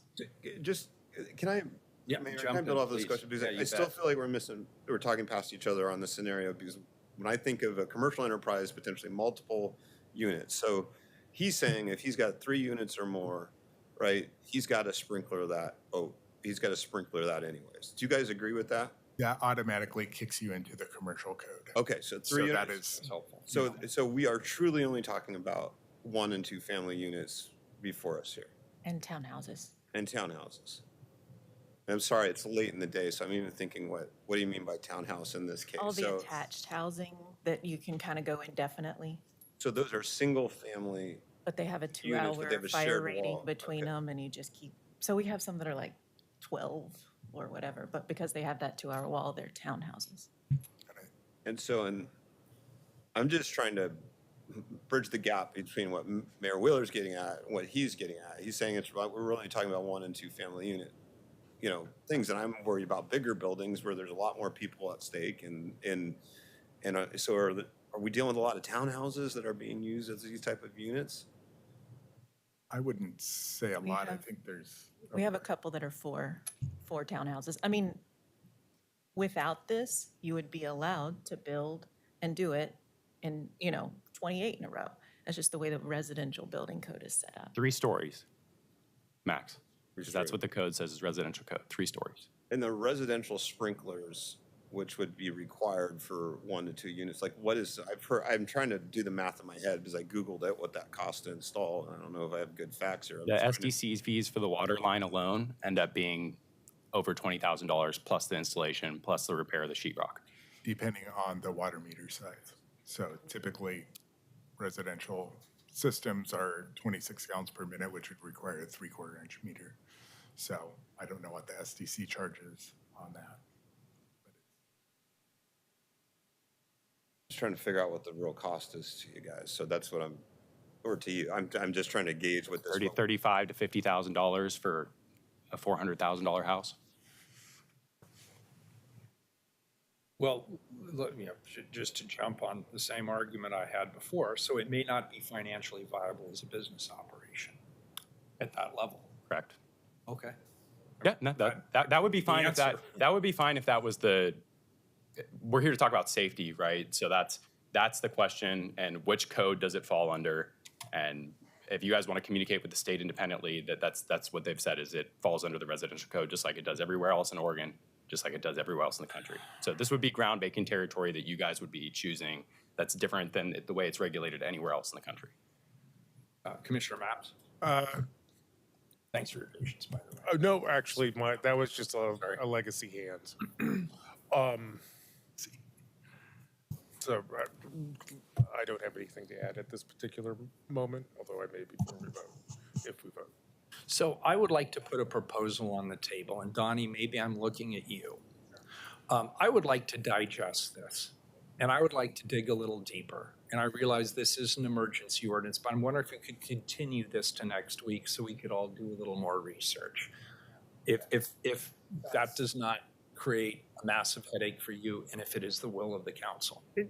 I would love that, in particular, to have real cost implications, right? I mean, that's what I'm just trying to quantify. We're guessing at SDCs. I take you at face value, but just trying to really understand what that's going to translate to. You know, and it's all in the backdrop that we require a lot of hotel operators, and they are in competition with Airbnb, and that there's got to be some fairness here as to what we apply to hotel operators and what we provide to Airbnb that adjust for the different risk.